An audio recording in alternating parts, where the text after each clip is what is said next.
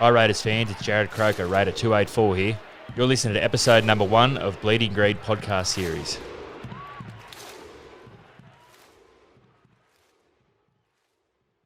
Well, Glenn Lazarus, club legend, Raider club legend, the awardee of so many citations I don't even need to go over them, but enough to say that you have a history in this club which needs real attention.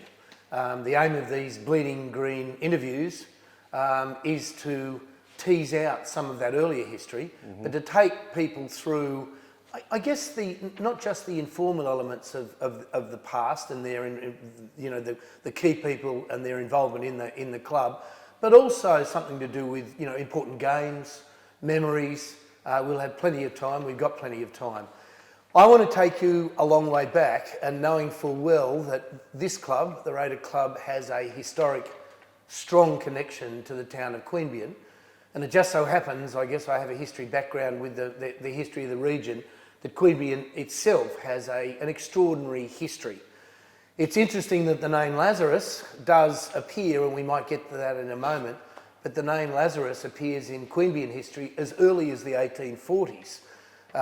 So we're taking it through generations, and it is the case, even as we speak today in 2023, that the sundial out the front of the visitors centre was a gift from your great-great-grandfather to the town of Queanbeyan in 1860, which is incredibly early. Now, we might touch on that, but just to give people a bit of an idea before we pick up, the family in the last couple of generations, if we're talking, the great-great-grandfather, and we're talking a bunch of sons, you and I have talked about this, and I wouldn't have known it, perhaps you wouldn't have known it, except for an extraordinary genealogist who's gone into these kinds of things.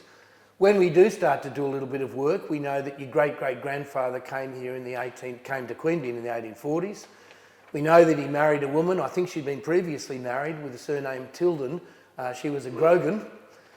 She was a Roman Catholic, and your great-great-grandfather was the son of Dutch Jews who went to England all the way back, pretty much at the beginning of the 19th century.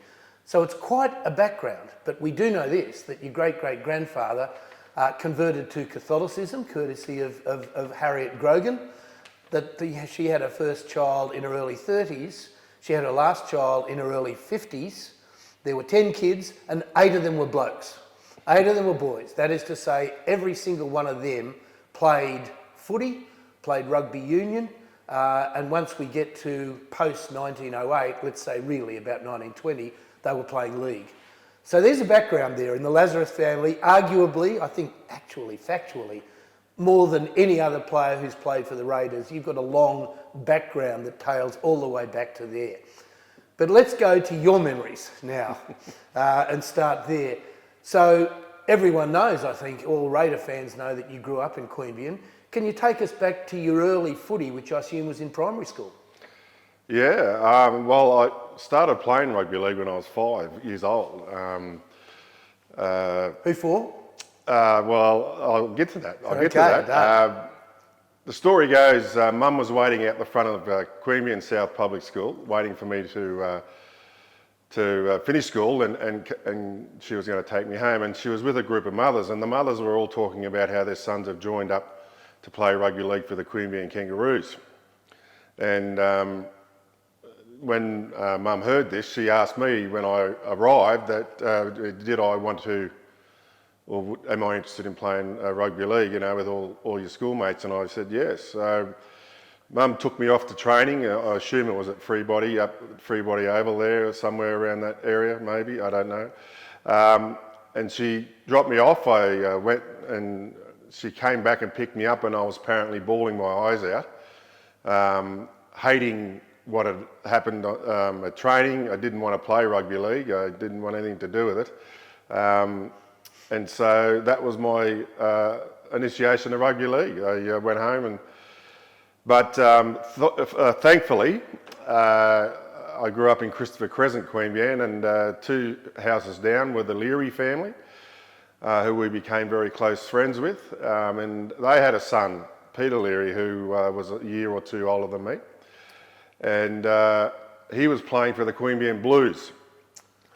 The traditional rivals, of course. Yes, yeah, exactly. With the Blues and the Blues. And So I asked Mum, could I go to the, and experience that, and the rest is history. I played every year up until I was around 16 for the Queanbeyan Blues, and enjoyed it immensely. Got to obviously come in contact with great people like John McIntyre and Les McIntyre, the family.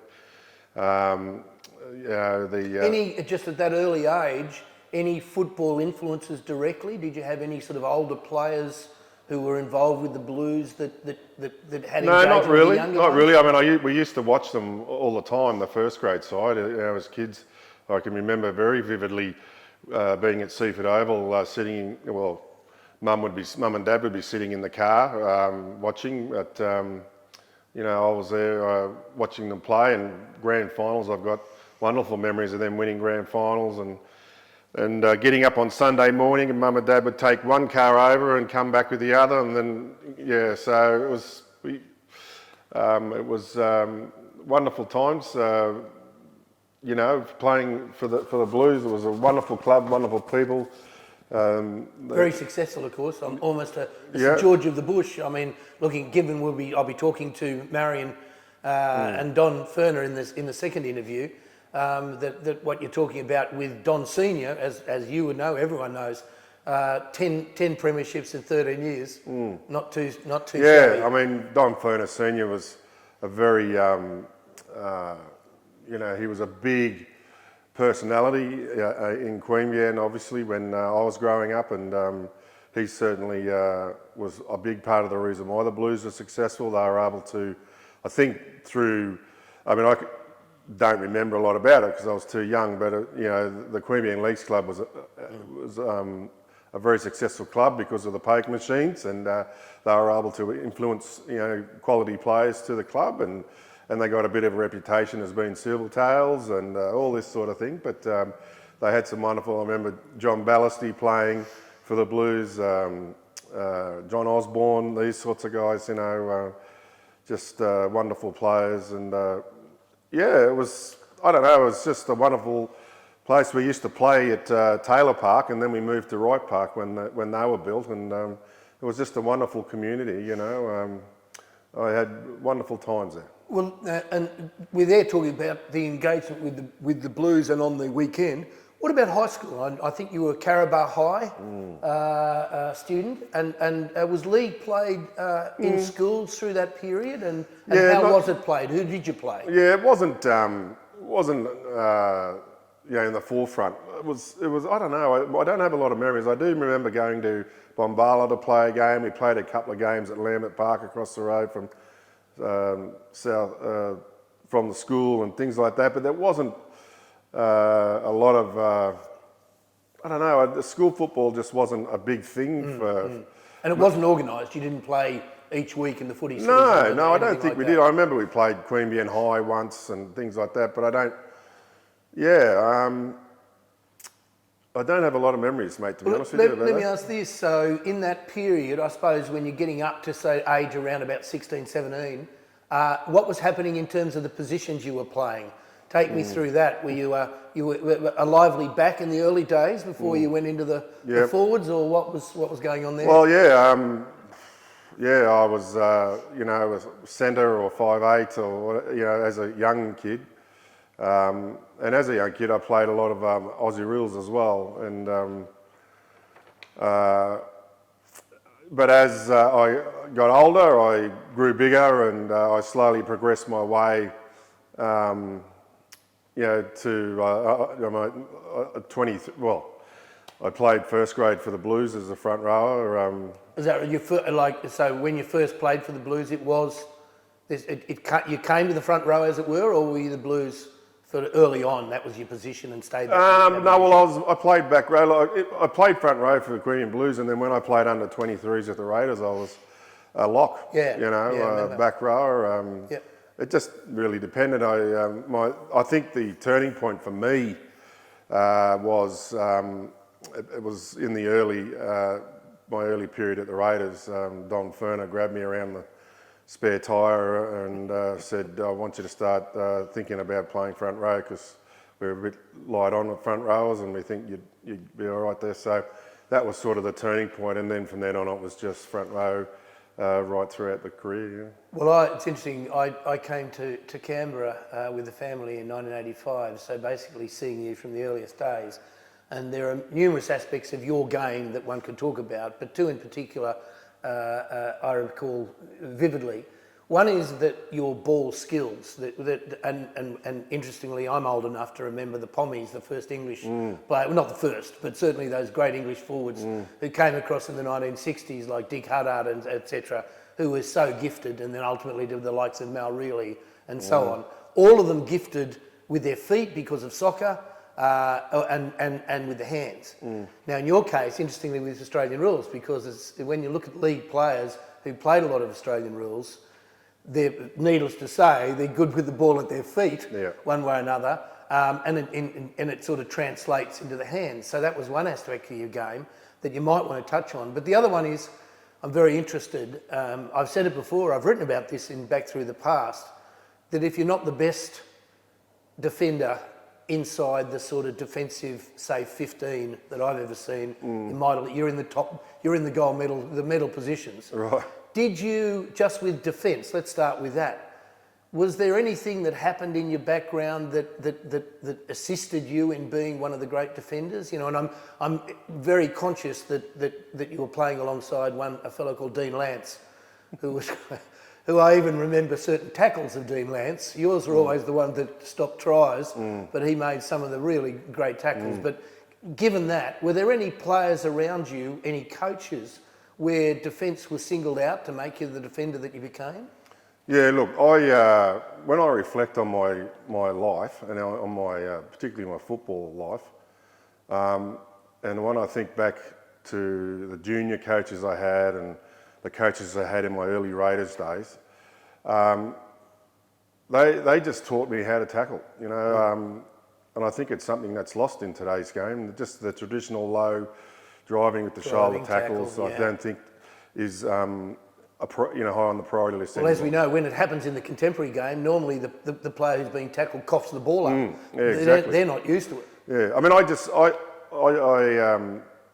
just lived and breathed footy as a young kid. If I wasn't watching it, I was playing it in the backyard or the front yard. I mean, in Christopher Crescent, we had a lot of families, big families, or not so big families, but a lot of boys around our age, you know, within 5 years, and we'd all get together and play. You know, we'd play across 2 or 3 different front yards, and I was always playing footy, always watching footy, living and breathing it. And I just got exposed to some wonderful coaches as a young kid. And as I said, when I got into the Raiders, there was John Osborne and Mick Doyle, and then of course Wayne Bennett when I started playing a bit of first grade, and then of course Tim Sheens, and yeah, I mean, I think good tacklers, the good tacklers that you see, and when I say good tacklers, you know, the tacklers that stop people in their tracks by going low and driving and things. There's no, you know, hitting across the head or anything. It's all nice and lowering. They learn their craft at a very, very young age. I'm a very big believer in the fact that once a kid, you know, turns 14, 15 and hasn't got the fine art of tackling down pat, they're not going because they don't teach it when they become, you know, start becoming young men. It's all about controlling the ruck and, you know, locking up the footy. So I was just very lucky to be exposed to a lot of good young coaches at the Blues, and I guess subconsciously, I think, and I think it's still a fact today that if you only allow oppositions to score 2 tries, you only have to score 3 to win. You know, and defence wins games. There's no doubt about it. No doubt about it. Yeah, no doubt about it. The team that has the best defence in a year in the home and away games usually makes the grand final, and more often than not wins it. And I just loved tackling. Loved it. I just loved tackling, and I don't know. It's just something that I carried through as a kid. I was exposed to wonderful mentors and coaches and people, and that, you know, had a bit of an emphasis on tackling properly and all that sort of thing, and I just carried that on. What about the ball skills and the ball in hand on your feet, but especially in hand, as being a front rower? When did it become difficult to be playing Australian rules and league? Was that early on? In other words, you had to make a decision. Yeah. When was that? Well, I played, I guess, at a very early teenage years. And there was a period when I became, 16, 17 years of age that I didn't play any sport. I gave it all away. I just wasn't interested. Can we just touch on that for a moment? What was the reason? Oh, I don't know. Other things were sort of interesting to me, and all things that young teenage boys are interested in. Okay. That's girls amongst other things. School, I can only assume. Yeah, all that sort of thing. So I didn't play for a year. Right. Or so, and then. Were you a bit sick of it then? Like in the sense that I suppose you start at 5. Was that a part of it or not? It was just I don't think so. I just think that at that particular moment in my life, footy wasn't a priority to me anymore, and I gave it away. And some guys that I was kicking around with at the time all wanted to go and play for the Roos, so I went and played for them, and I was always on the bench. I was given no time. And where are we in age terms? About 18 now, right, 17, 18. Yep. So I wasn't given a lot of time on the field. All up, I would have played collectively about 2.5 games as far as time is concerned. I wasn't obviously, and I got no doubt a lot of it was my fault. I was probably lazy, and I was just sort of doing it for the social side of it all, and I wasn't really all that interested. So what turned the switch? Well, I don't actually know, but the following year I went back to the Blues, and so now you're about 18, or 18, right? 19. And I started. Steve Houston was the coach, and these wonderful people. Again, as I say, you just come across one. I was just lucky enough to come across great people, and and I ended up playing first grade that year with the Blues. And what year is that? That is 85. Right. So that's 85. Okay. Right. And are you taking much notice of the Raiders? Well, through this period, I'm a massive. When the Raiders came into the competition, I grew up as a massive Parramatta fan. I just lived and breathed the blue and golds, And once the Raiders came in, I just put Parramatta aside, and I still sort of kept an eye on them, but the Raiders were my team, and I would walk from Christopher Crescent all the way over to Seaford Oval every game, watch it there. I was there when they won their first premiership game, and I just couldn't get enough. In your case, right from the start, that is to say, from 82, you were... Oh, yeah, absolutely. So, I lived and breathed the Raiders, and so 95, I played first grade with the Blues as a front row. So when are we talking? What year? 85. Right, 85. So 1985. Played first grade there, and playing against some fairly nasty humans for Crookwell and Yass and Goulburn, these sorts of players. I played a little bit of country football myself. Yeah, and I really think I learned a lot there too. I was a 19-year-old playing country footy as a front row. I certainly knew how to duck. So I played first grade. We went okay. We didn't win anything or anything like that, but the 85 season finished, and I can remember I was working at Bill Lilly Mitsubishi in 1986, and it might have been late 85 actually, but I got a letter. From the Raiders, and it was asking me would I like to try out for their President's Cup side, their under-21 side for the 86 season. Right. So to suggest that I was excited would be an understatement. I remember very vividly, just training as hard as I could, obviously, for as long as I could, and be in preparation for the game. And there were trials to be had and things like that.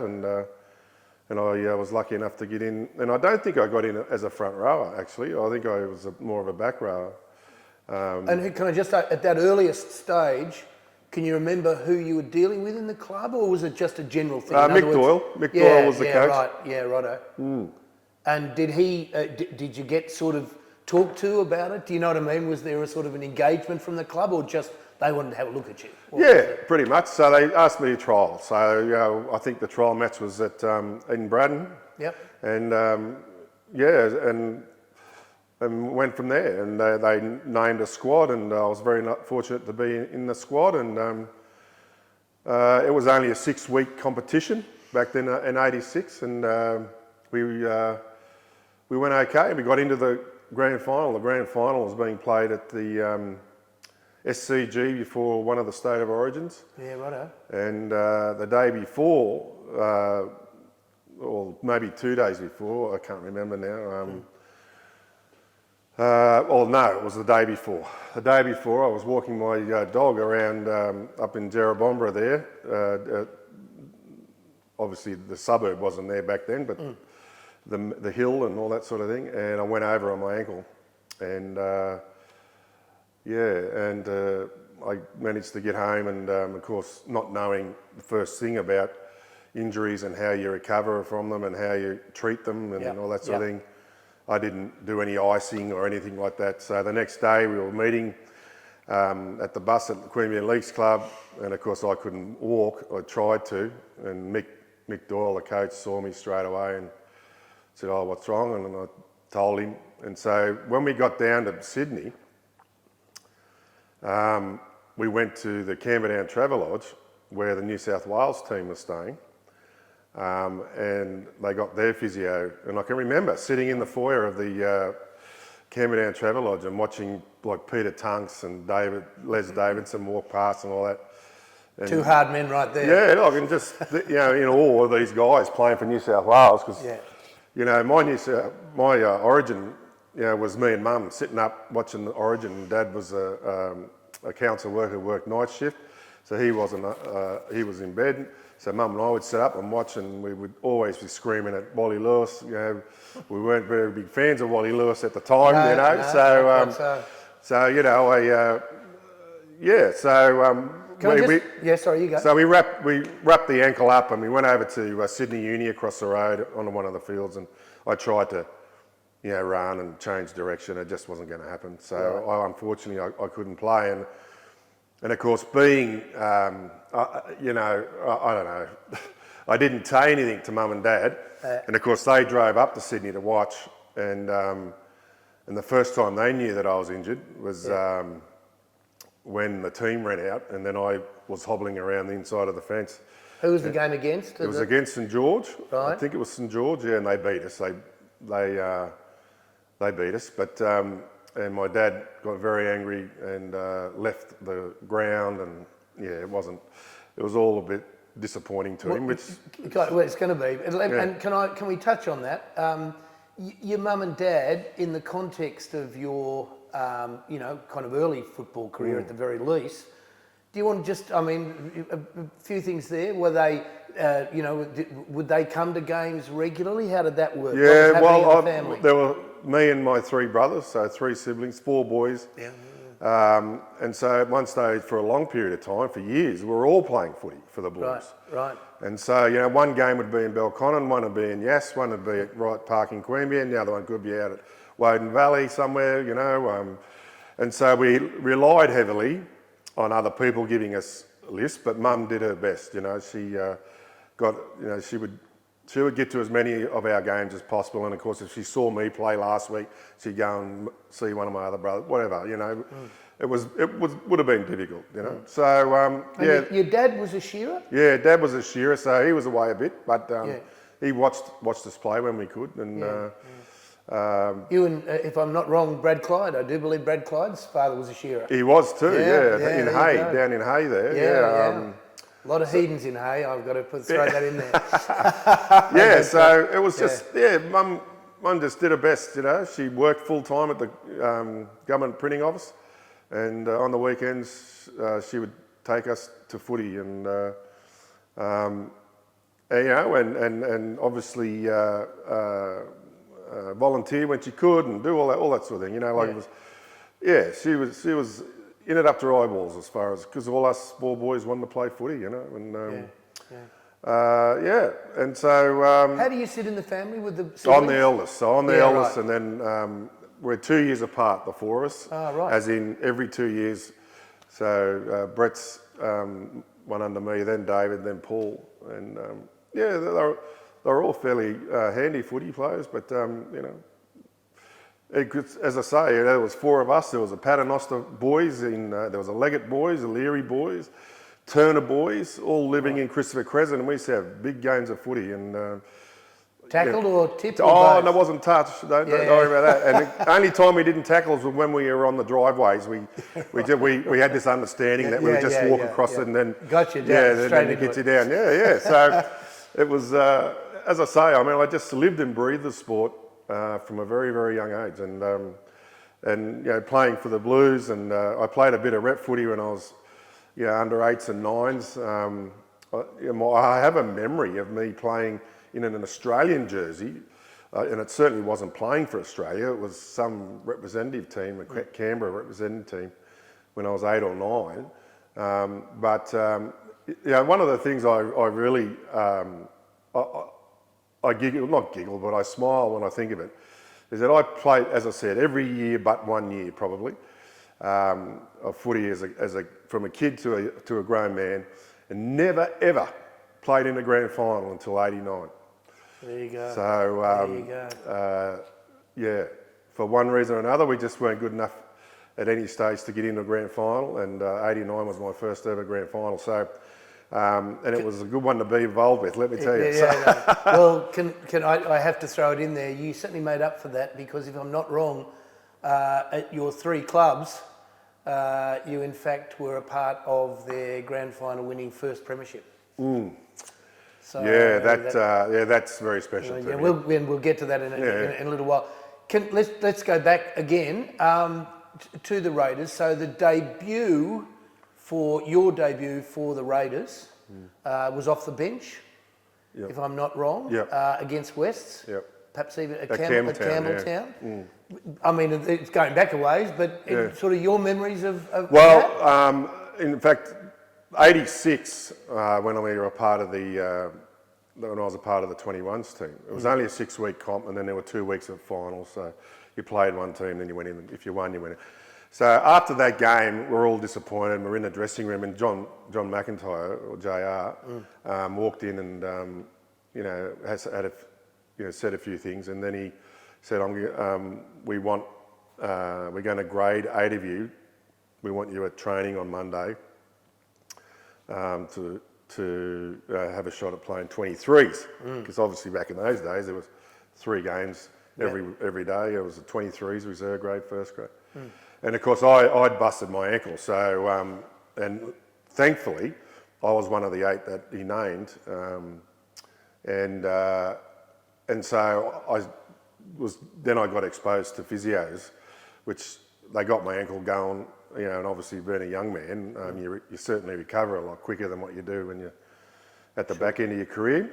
And so I was able to play a little bit of footy. I might have played, came off the bench of the 23s a couple of times. That would have been about it. I didn't really, and that was when I first got exposed to a guy by the name of Tubby Camden, and he's again another guy that was a wonderful influence on me.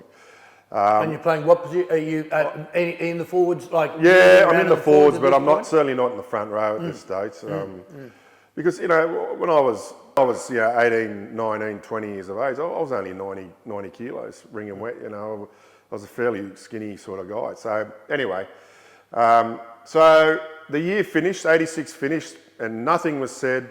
So I just assumed that I was just going to go back and play for the Blues.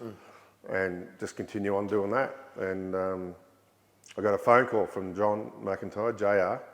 Hope I can call him JR, because I don't know. I think we can for Raiders. Okay. People will be watching. So JR gave me a call and asked me to come and see him at the Premier League Club, and went down there, and he signed me up for the 1987 year, $1,000. $1,000 sign-on fee. So Glenn, let's pick it up there.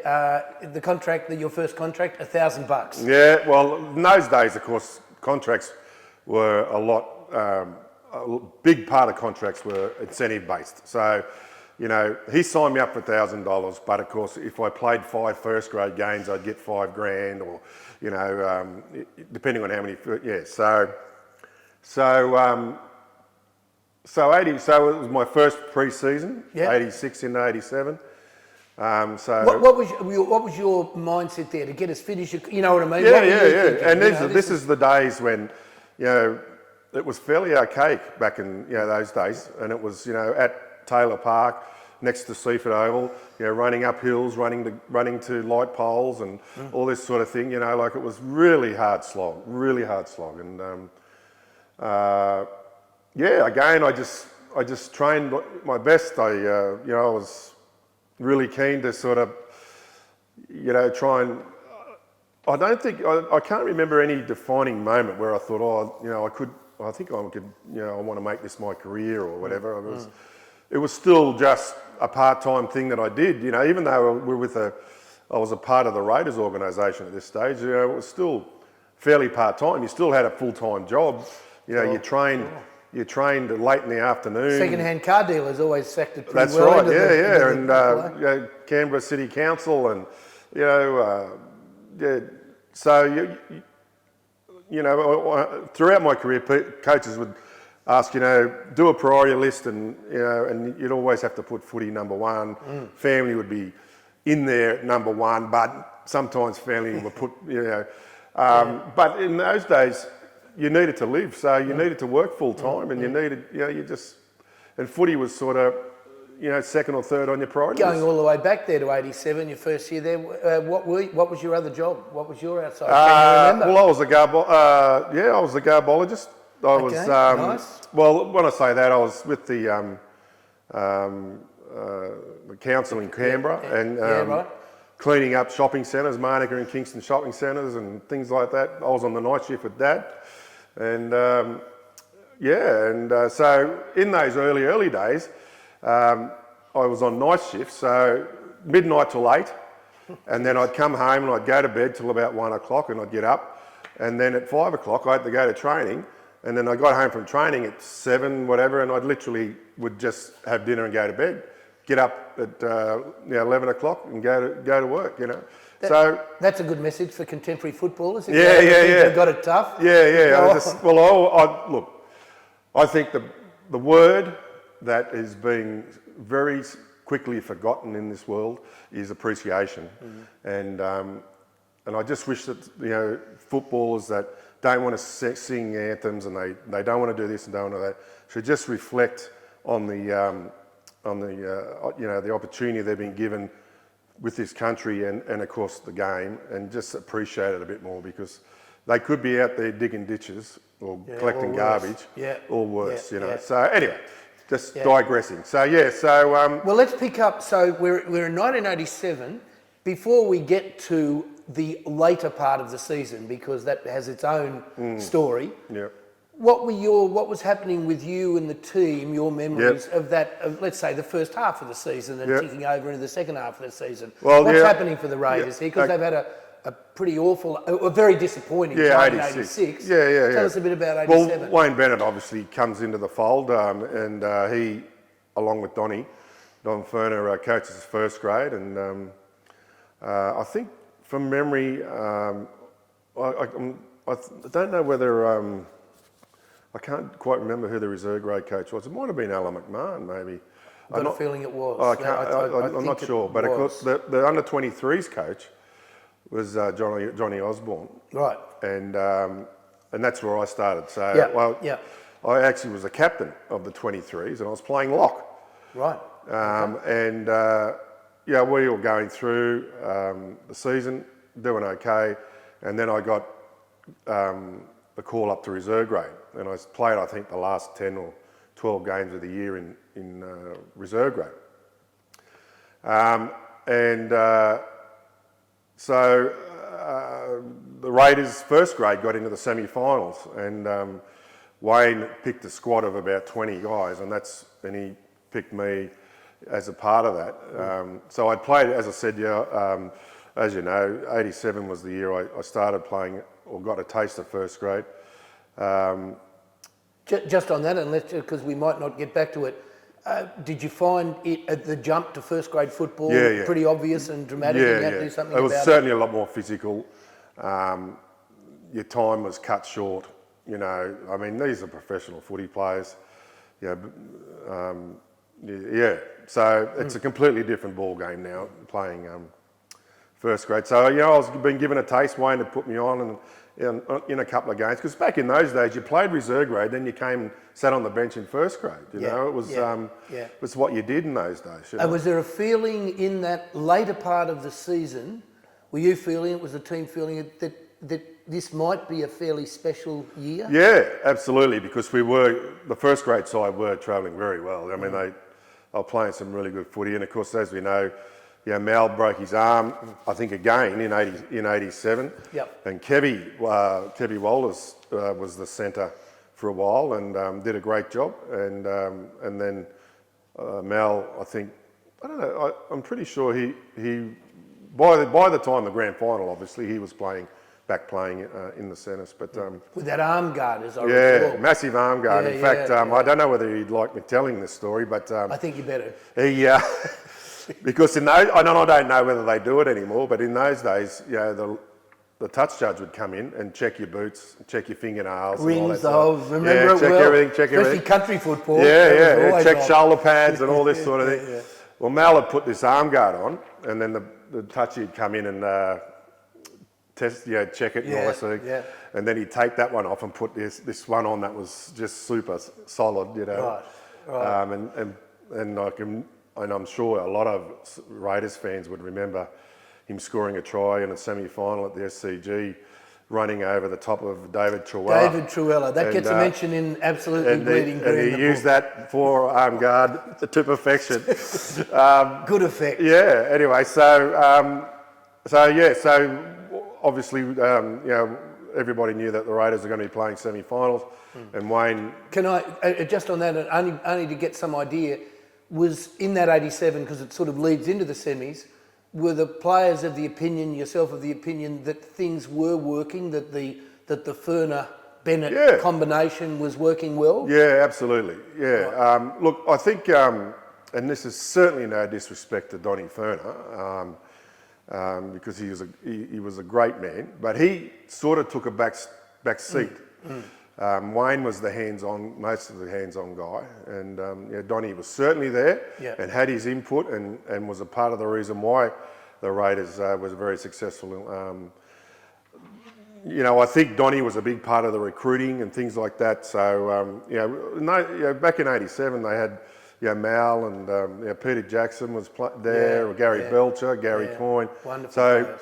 I think Canberra were sort of pioneers in that. In a sense that they raided Queensland, it was really interesting. But anyways, sure. Steve Jackson was in the system. There was a lot of Queenslanders. Anyway, so he picked the squad, and I was really thankful and appreciated that I was involved with it. Got to play some time in a couple of the semi-finals. One in particular against the Roosters. I think it was that game that Mal laid out Dave Truella. Oh, that's right.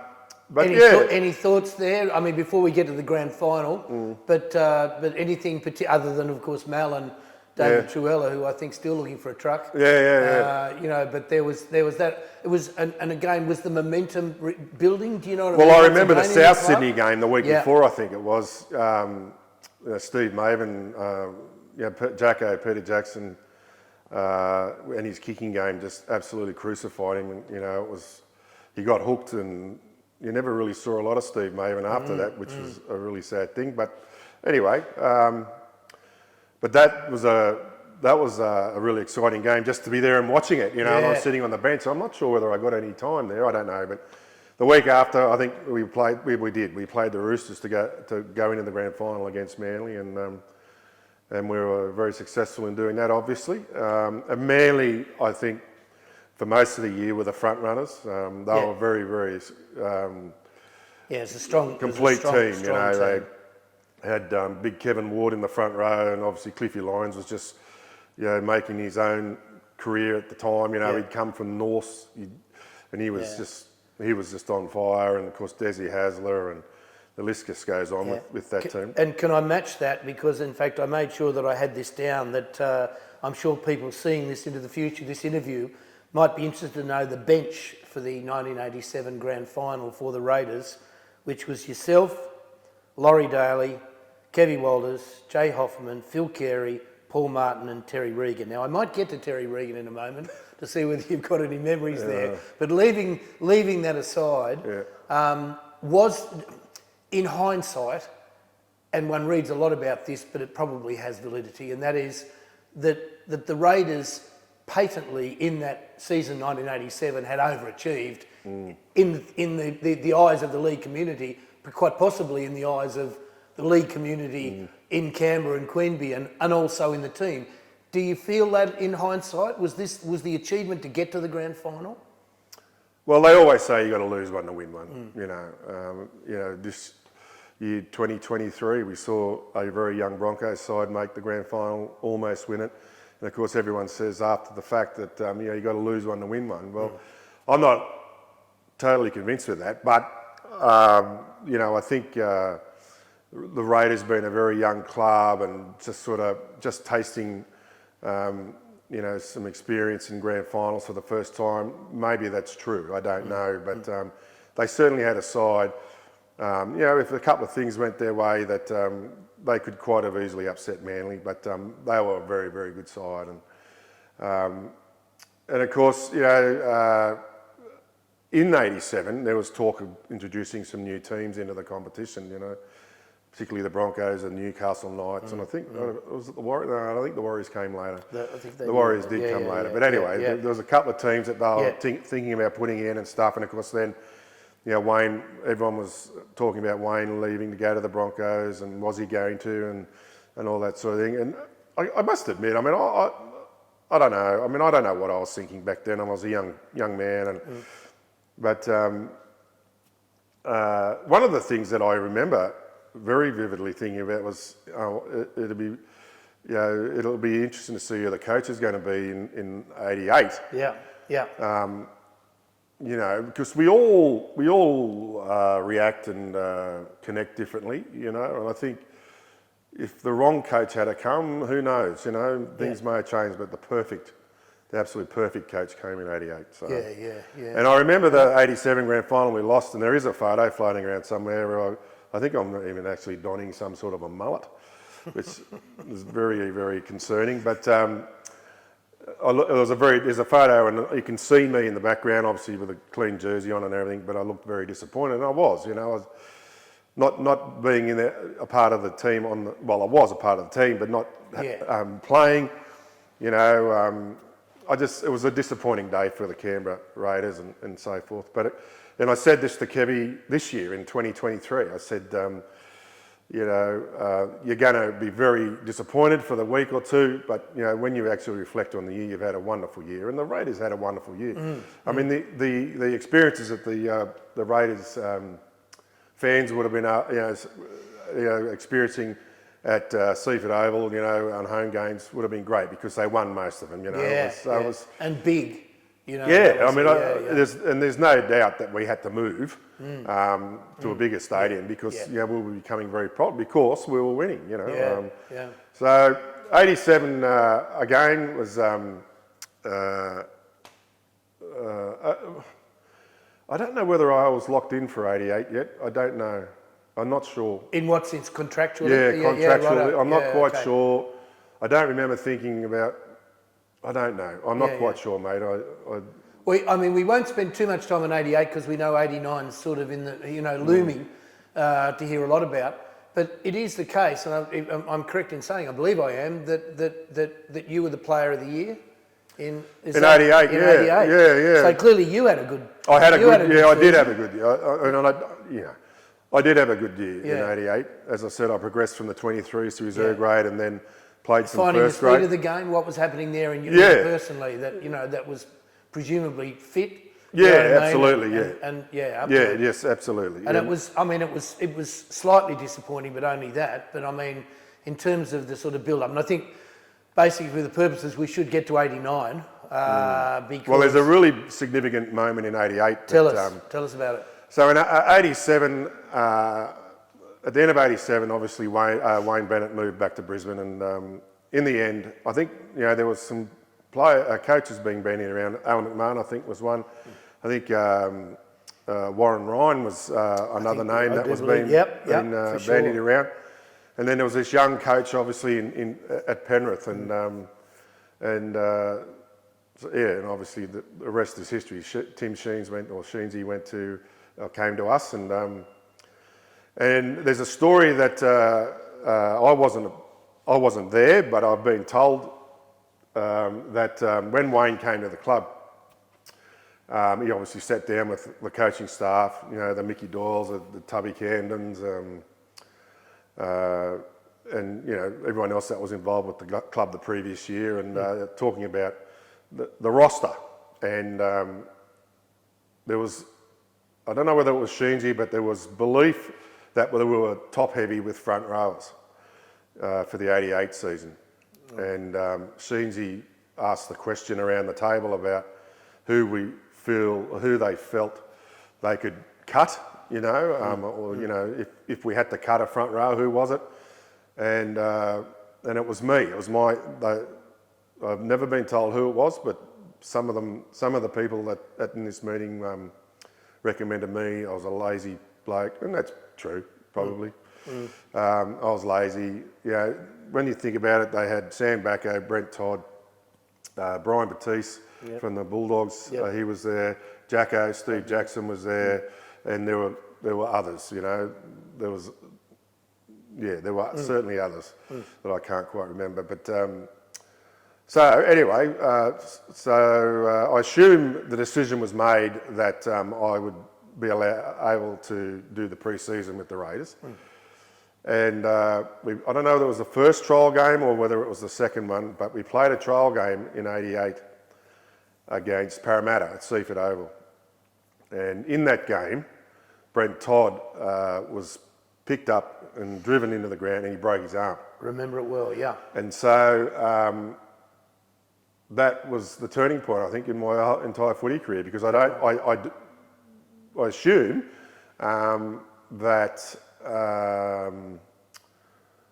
In fact, it was the first one, because the second one we played the Broncos in Brisbane, and so if Toddy didn't break his arm, maybe I was sent back to the Blues or whatever. I don't know, but anyway, so exactly. So we played Parramatta, then we went up to Brisbane and played the Broncos in a trial game. And I remember playing reserve grade, and then I think I got a run in first grade. And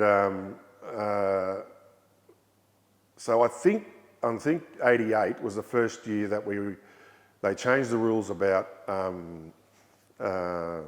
your bench. So I think '88 was the first year that you could have fresh reserves. Right. And so so I was a fresh reserve in round one. Right. I was a fresh reserve in round two. I think that, and anyway, in round three, we played South Sydney at Seaford Oval, and Sheensy named me to start. And that was the first time I started a game for the Raiders. And did he, I don't expect you to remember any conversations, but how was Sheensy in that? Were you kind of, you know what I mean? Was there extra motivation? Because as we know, he was almost a classic journeyman front row with a lot of experience. Yeah. As we know, was that a part of the relationship that maybe? I think he had a soft spot for me. I think he's probably saw a lot of himself in me. I'm not sure a young guy that's trying to make a career out of front row and stuff like that. But I do remember the night that it was announced. I went out. We were still at Seaford in those days. And I ran out onto the field, and Big Sam Bacco called me over, and he said, congratulations. He said, stick with me, son, I'll make you a star. I think I might have even quoted that in the book. And in saying about, slamming Sam Bacco, and one of the players on the bench, Terry Regan, and they, to say the least, different styles of players, and indeed even Bills. Just let's do the easy one first. It was Terry Regan Terry Regan, and interestingly, I played a bit of cricket with Terry Regan, okay, or at least against him, and he was no different on the cricket field, it seems, to how he was on the football field, really. But there was something extreme about him that in some ways summed up the early period of the Raiders. Do you know what I mean? That they were able to get these players. He was a perfect fit for the Raiders. Yeah, I mean, all energy. He could tell us. Yeah, he was, about and we were just we were still a country team, and I think that was part of our. That was part of the reason why we really enjoyed playing at the Raiders, because we weren't in the middle of Parramatta or Manly or St George. We were just we were playing in the top competition, but we were still in Canberra, Queanbeyan, and which gave it room, if I'm not wrong, for a bit of eccentricity. Do you know what I mean? A bit of looseness on the edges, which is a good thing. Well, that's right. Country footy. That's right. I mean, we're always, all footy teams and things are going to experience, players doing the wrong thing at certain times and things. But it was more tongue-in-cheek stuff, Well, society, I think, or the public of Canberra and Queanbeyan sort of, just footballers being footballers and stuff like that. Yeah. Where in Sydney it was, front page, and anyway, it was just a nice feeling around. Yeah. It was. It wasn't as serious. Well, I don't know, because I didn't play in any with any clubs in Sydney, but it was. I'm sure fans appreciate, but there was a lot of locals playing for the Raiders. A lot of Raiders playing for the locals in those Ricky days. Stewart always talks about that. How much the attraction was. So if we accept Terry Regan as almost a classic eccentric, but of course he was pretty damn good on the field. Oh, he was a very good footballer. Yeah, very good footballer, and he tough as nails. But there was no nonsense about him. I would have loved to have seen Terry play Origin. Right, I reckon because he would absolutely off the bench. He would have fitted that mould to a T. And of course we know all the stories about him where he may have had one or two more drinks than what he should. He had a lawnmower business and a few stories there. All that sort of thing. And then of course putting headgear on and cutting the hair that was sticking out. So of course after the game he took the headgear off and he had patches. But it was no nonsense. So that doesn't look. Just cut it, I don't veer away from what I'm going to do on the footy field. So he was a wonderful character to have around the club and things like that. I mean, given his, how important that was, and the Raiders from 1982 had played, you know what I mean, as you say, the locals, but that sort of player as well as quality player, as the players in with just football skills. But let's just shift that to Sammy Backo. You've talked a number of times about the influence of Sam Backo. Can you tell us a bit about that? Well, I just think he's very underrated. He's not certainly. We've had some wonderful front rowers since Sammy's career ended, but I've never seen a front rower break the lines as much as him. I just felt, and he was very quick for a big man. And he could tackle. He could do he could do everything. And when we talk about the front rowers of the 80s and 90s and things like that, he's certainly got to be up there. He was a wonderful player, and a lot of the I'd take a hit up and then he'd take the next one, and sure enough he'd break the line and off he'd run and get us out of trouble. He'd get sometimes he would make the try line, but a lot of times he would be tackled, and of course, Mal and the boys, would take over and finish it off. He was a very, very good front rower, and I know he's not in perfect health at the moment, so we all wish him the best, obviously. But he was a good front row partner, let me tell you. I had a few very good front row partners in my career, but he's certainly up there. Not the best roomie in the world, but tell us on the a tiny bit field. about that. For what reason? He was different. He prepared differently. One of the things I can remember very distinctly about Sam was we were playing the Gold Coast Giants. I think they were named back then, and we were playing them all up there. And as soon as we got into the room, he'd ring up room service and order a fisherman's basket, brought up to the room and things like that. So he wasn't worried about his carbo loading, and he wasn't worried about this. He just played. And look, And some of the greatest rugby league players of all time just played like they played it in the bush or at home. And what's in front of you? And you what's know, in the front old of you. story. Yeah, and he was one of those guys. What about, just to go another part of that, the front row's craft? What just in that dimension of the game, hugely important, especially for the front rowers, was Sam helpful there for you as well? Do you know what I mean? Absolutely. Rower? He was, absolutely. So it was something that I experienced later in my career. You know, I was the older front rower as I was coming to the end of my career, and of course, you know, I had younger front rowers playing with me, and you do. You not sit them down and talk to them about it, but in conversations, you know, on the bus or in an aeroplane or whatever, you feel as though you have you're a bit of a helicopter parent, you know.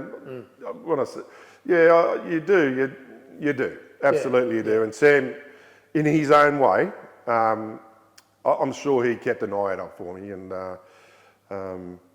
again in '88. Tim Sheens will tell you to this day he felt '88 was the year that he felt we could have won the competition. And I think he felt that that '93, I think they were 2 years that got away. But Sammy.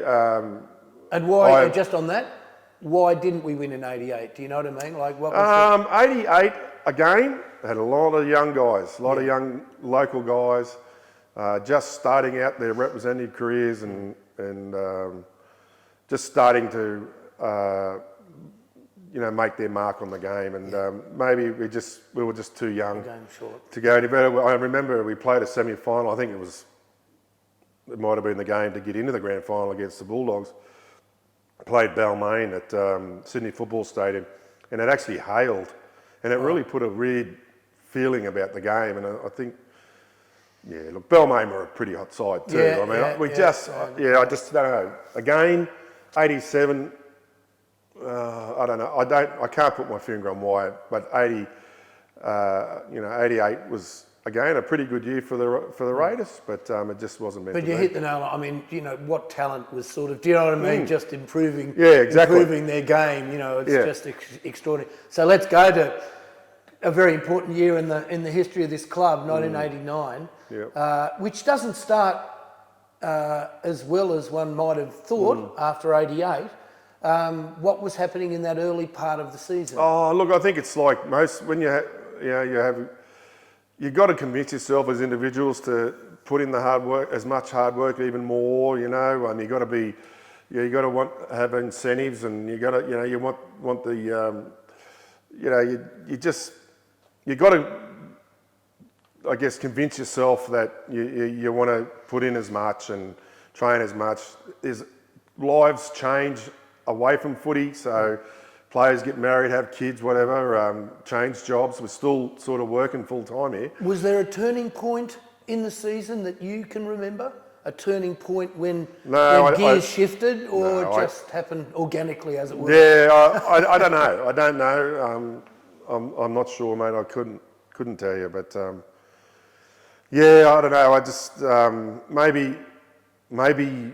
maybe us younger blokes just got that experience, enough and knew what it took to be successful. I don't know, but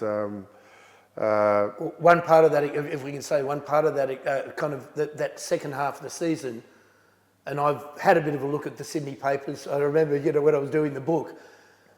And as you might recall, there was a very strong sense, and indeed all of Sydney wanted to have a Balmain South grand final. And the Raiders really were the fly in the ointment. Well, and of course we came in fourth, I think it was, and of course in those days it was a different system. It was only a top five, and no team I don't think had won it from fourth or fifth. So we came in at fourth, expected to bow out, and as you say, that South Sydney that year were certainly the team. It was a really interesting year because it was a very wet year, and South Sydney handled it really well. So, so we went in at fourth, and people were giving us no hope in hell to do anything. So we're in 1989. What a year was that? and we're in the slow build-up to what many people still regard as the greatest grand final ever. There are a few contenders now. One thinks of the grand final only a few weeks ago, but 1989 holds up extraordinarily well, as I talked about in the book.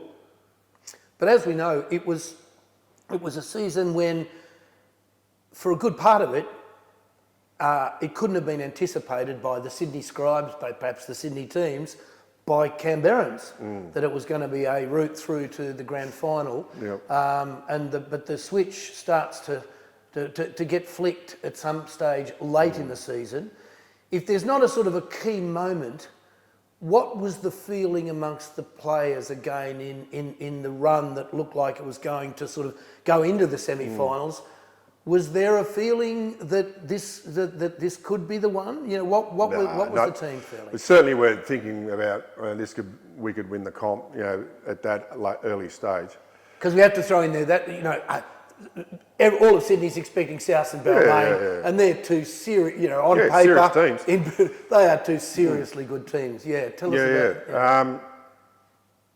So we end up coming fourth, and so Cronulla and Brisbane tied for fifth. So in those days, they had to play a midweek game.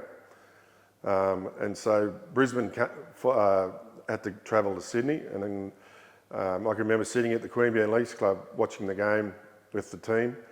And Cronulla won. So we knew who we were playing on the weekend. And I think... we were just, I think, and I experienced this when I was playing at Melbourne. The scribes or the so-called experts didn't give us a hope in hell of doing anything because we weren't all representative players. We weren't all, you know, we just started playing some rep footy and things like that. I honestly, and because they looked at the Balmain, and I'll get to, you know, on the day of the grand final, but, you know, they looked at Balmain's forward pack and their backs, and you got internationals from England and South Sydney. You got this really mean pack of forwards, and they got some, and so they looked at it, and I mean, they just didn't take us seriously, I don't think. And genuinely, those two packs. They were serious packs. Yeah, they were by anyone's standards. Absolutely. Yeah.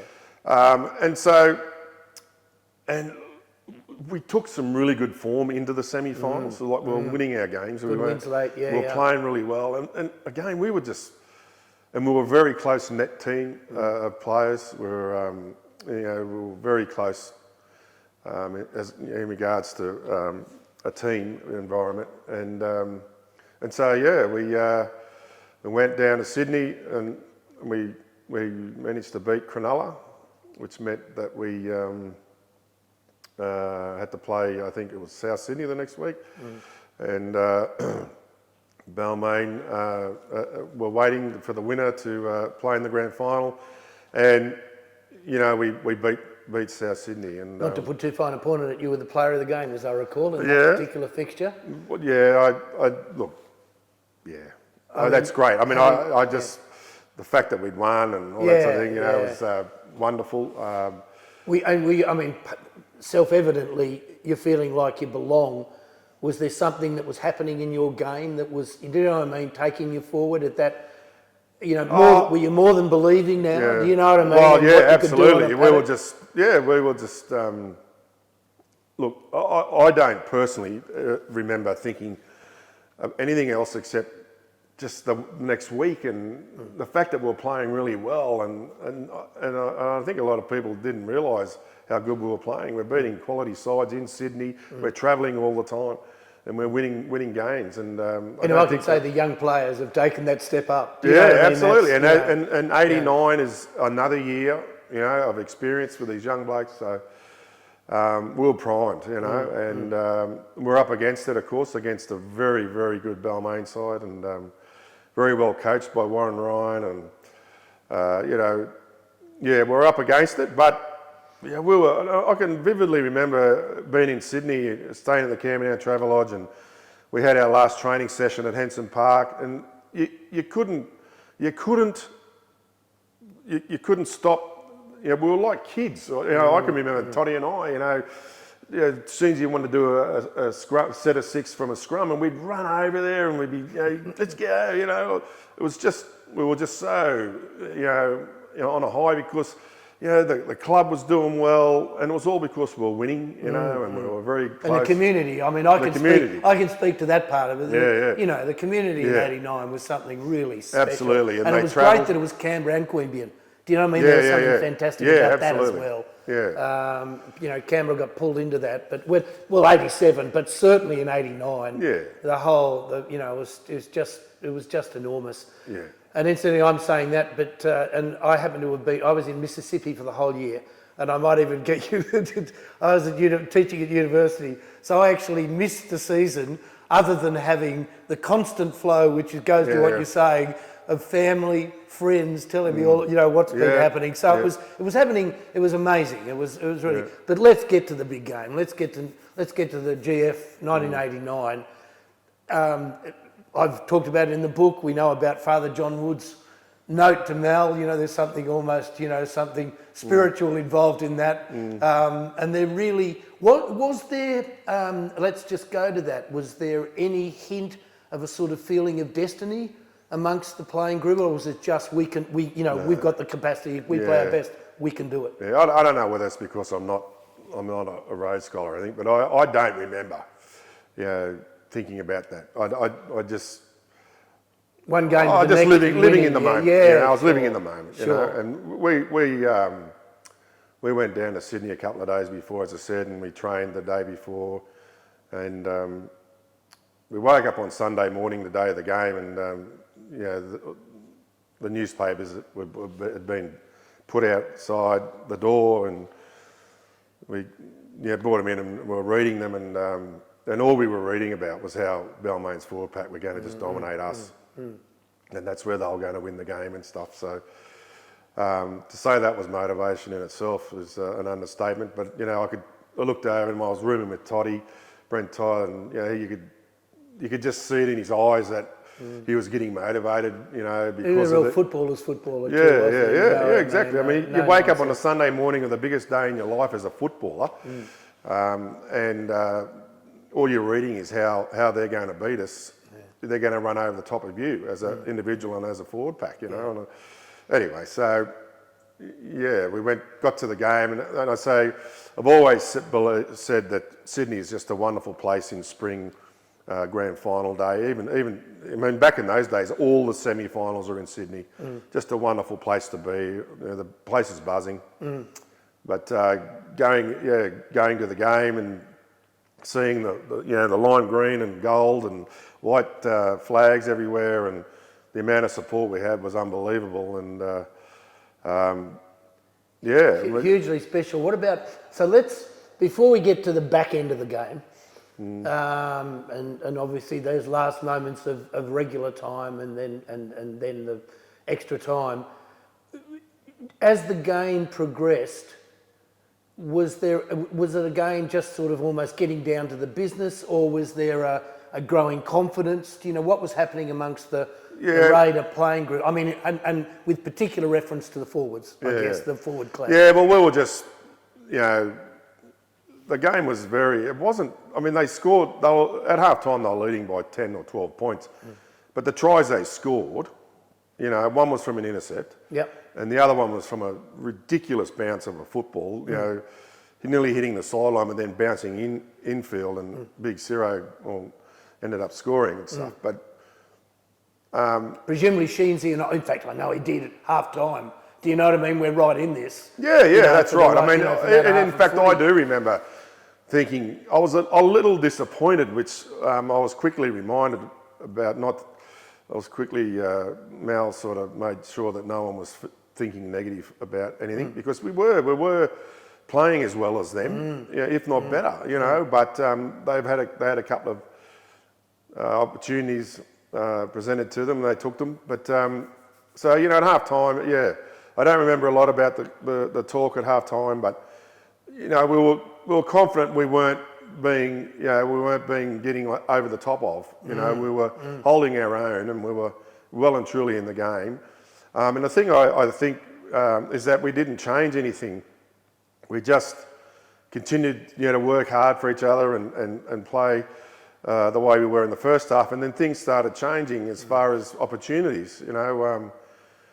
There was drop balls by Balmain at certain times that gave us opportunities to score points and so forth. And there's obviously a couple of incidents where Benny Elias hitting the crossbar with a field goal, which probably would have won him the game. There was an ankle tap by Mal on the redhead. And so there were incidents throughout the game where things could have changed, but didn't. And you've got to, every time we hear it, you've got to have that little, Stick always talks about every coach. You've got to have that little bit of luck. Yeah, and the Raiders absolutely. had that little bit of luck, but you've got to be good enough to act on it.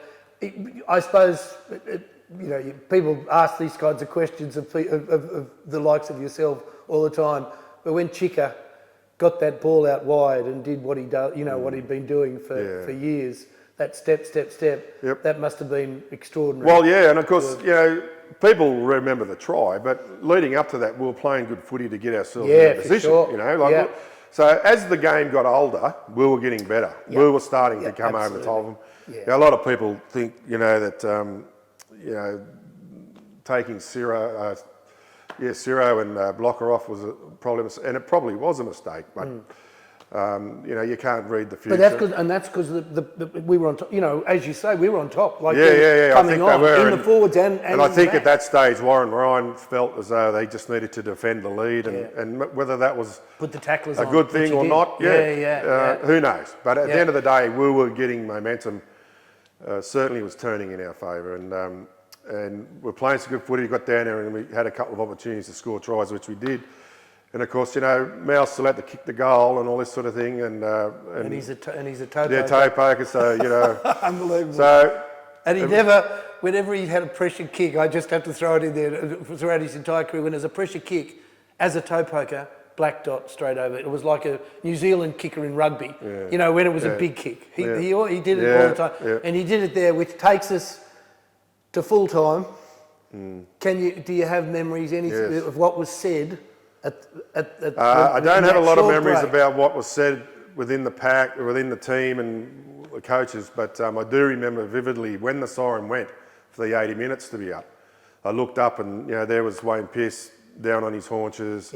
Ben Elias was sitting on the ground. There were, you could just see the disappointment in their eyes, and we were gathering momentum. And I do remember thinking, oh, geez, we just have to, I think we're a good chance here, So, so in those days, it was 10 minutes each way. And if Chris O'Sullivan for memory. Yeah, it was 10 minutes each way. And I think if it still ended up in a draw, we would have come back. I'm not sure. They had done not that long ago. Absolutely. So, Gary Jack dropped the ball. And so we have a scrum 5 or 10 metres out from their try line, and of course, Chrissy O'Sullivan wants to kick a field goal. Angel was called. Angel was a call. Angel was a call. And according to the story, might have been even overcalled. Don't. Yes, that's right. There was certainly some opposition towards it because we felt, we'd go for the try, and try and get 6 points would be a lot better than just the one. But Sully got his way, which is fine, and he kicked a field goal, which put us in front.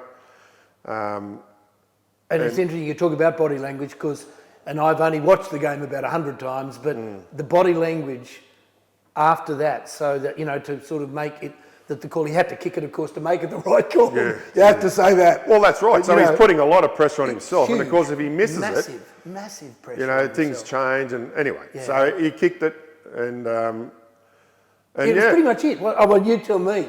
It was almost like that was Balmain was shot. Yeah, I think it would have deflated him somewhat, But anyway, so we managed to get through that first 10 minutes, and then the second one came around, and of course, Sheensy made some replacements, and he brought Steve Jackson on, and the rest is history. Just a wonderful try that will stand the test of time. It is. So what about him? Tell us a little bit about. Well, Jacko's again just a typical guy from the north of Queensland. Just no nonsense about him. He just he had wonderful ball skills as well, and a wonderful guy.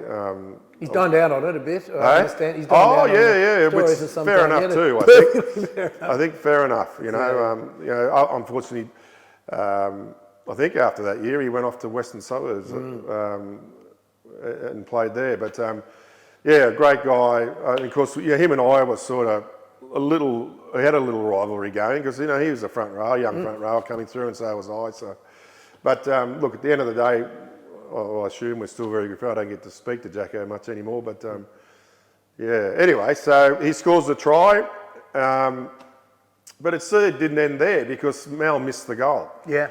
If he kicks the goal, we're 7 in front, we're home and hosed. But being 5 in front, there was still an opportunity for Balmain to come back. But thankfully they didn't, and we went on and won Canberra's first grand final. And the impact, as we know, across the region, you have to say, sort of thing was unbelievable, and it continued and it continues. But that, just I suppose in terms of, and we'll move on to 1990, but in terms of the aftermath, I can only think that for the players in particular, it was almost dreamlike to have done it in those circumstances. Under the circumstances which still get held up as making it the greatest grand final ever. Amazing to have been a part of. Yeah, absolutely. And again, because it was with, like Ricky Stewart played with my brother at the Blues, so I'd known Ricky since he was this high, and we came together and with a group of wonderful men, we won Canberra's first grand final. It was unbelievable, and I can remember landing at Canberra Airport and just the euphoria, people everywhere. It was amazing. And it was almost a classic thing because, as you say, you got the spread of Queenslanders, and that was in spite of itself. But locals, regional players, right around, which was really added to of making it special and pulling those kinds of those communities around the region into the story, which was something. Absolutely. Well, Laurie was from Junee, came to the Raiders, I think as a 16-year-old.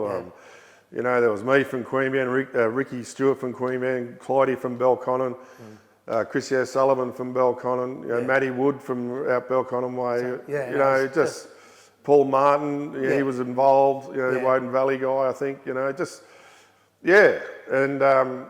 it was just, again, just the sense of, a bunch of locals and a few Queenslanders came together and just, showed Sydney what it's all about, basically. It was very, very satisfying and just, I think back at the night after the game and the people at Queanbeyan Leagues Club and Raiders and Mawson and things like that. It was just wonderful to see the look on their faces. And of course we know that with sort of consummate, I won't say ease, but sort of consummate talent, we're able to take that sort of euphoria into a terrific 1990 season. I can only feel in the team, in the coaching staff, there was sort of great confidence going into season 1990. In what ways did you feel that was different to the 89? Was the squad able to settle down post the euphoria of the I think so, season? because we won the pre-season competition. We beat Penrith, I think, in the pre-season competition in 1990. So we hit the ground running and we won the minor premiership. We faltered in the first round of semi-finals, but we got back on board and went on and won the grand final. It was a bit more. It was certainly a lot more difficult to win the 90 than it was 89. Because and that was a very good side that you played. Well, and on the up. I'm talking about the whole year. I know we won the minor premiership and all that, but we were always the yardstick, of course, and everyone wanted to beat. When you win a competition, this is why what Penrith has done over the last couple of years, is such an achievement. Because everyone plays their best game against you, and so you have to be at your best for the whole year. And we were from day one. We had a couple of hiccups throughout the year, but at the end of the day, our consistency held up, and we managed to come first, win the minor premiership, and go on to win the grand final. And whilst it was just as good as winning. Well, maybe it wasn't because 89 was the first one. 90 was very satisfying to win back-to-back. Good teams do that. Yeah. And exactly. I think that we were a very good side.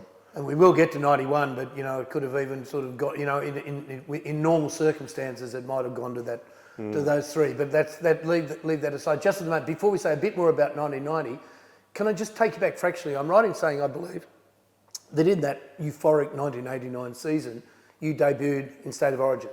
Yep. Now you became one of the greats of State of Origin, but can we just dwell on that for a moment? We'll stay with the club stuff or back to it in a sec. But State of Origin, what were your first thoughts about State of Origin? Well, as I said to you, I experienced my only experience of Origin was watching it, and grew to hate Queensland because we didn't win a series till 95 or 85, something like that. Yeah. And but my memory of my first ever Origin game was I started on the bench. Toughest job in rugby league, coming off the bench in Origin, because there's no room for working your way into the game. It's Can I flat say out. speak to Nico Hines? Yeah, and the game is very fast. Yeah, and they've all got their second wind, and you haven't. All that sort of thing. But I was sitting on the bench, and I can remember, because in those days, Lang Park still had the terraces where they were just all standing and all that, and just beer cans have been thrown, and people were being thrown beer cans at who had a New South Wales jumper on, and it was just, and I just said, what the hell have I got myself into here, Who was the coach, New South Wales coach? I think it was, who was it? Was it Tim? I don't know. I don't think. I should remember. Well, Yeah. Go on, Yeah, So, anyway, so, well, it might have been Jack Gibson. No. Anyway, New South Wales lost a series. I played the first game and then I got dropped for the remainder of the other two. But it was certainly a very eye-opening thing to experience that level of footy in Queensland. Yeah. I mean, manic footy. they just unbelievable. And then, of course, later on, I used to drive the bus down Caxton Street, and I've seen one too many Queensland backsides. Because they were all mooning you as you went past and throwing beer at you and all this sort of thing. So, What about on the field? That is So to say, on the field, you the just intensity of the football. your lungs are screaming. 2 minutes into your stint, and your lungs are screaming because the game is just so much quicker, so much. You got the cream of the crop playing these games, and both states wanting to win the game. It's correct to say, in your opinion, as you hear all the time or read all the time, the hardest football you ever played? It definitely is, because whilst you got the cream of the crop playing each other, you're under pressure from a lot of more. I mean, you're under pressure playing for the Raiders because the Raiders fans want you to win, and of course your teammates and all that want you to win. The club wants to win. But New South Wales and Queensland have grown this hatred that was instilled many years ago. And of course, the state of New South Wales, or New South Wales supporters, want you to win, which is a bigger fan base, obviously, than club. And it affects so many different people. Gus Gould, who was my coach predominantly through my Origin career, one year there, spoke about how many people relying on you to play well in Origin and hopefully win, and and then there's no better example than my father. My father was, as I said, a shearer. He was a very simple man. He worked all his life, all that sort of thing. He spent time in Goulburn Orphanage as a young kid, and he worked at the council here in Canberra for 20, 30 years or whatever it was. And of course, his son's playing State of Origin, so he's very proud of that.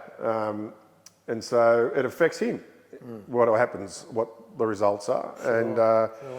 And, he would walk into, into the building to start his night shift, and all his work colleagues would be there. And if we'd won, they'd all be, wanting to talk to him and tell him how wonderful it was and patting him on the back. But of course, if we lost, he would be the brunt of, being asked why and, all the negativity, So it really affected Dad, and so, yeah. So, did he talk about it with you? No, not really. Dad wasn't much of a talker. He just kept to himself. Yeah. But, he used to wear his New South Wales hat to work and things like that. But, whilst I was elated that we'd won, Dad'll be happy to go to work tonight, Yeah, that's the sort of thing. Yeah. And that's what I think's missing now, I don't know whether, anyway, I don't want to get on to New South Wales or anything, but I just think that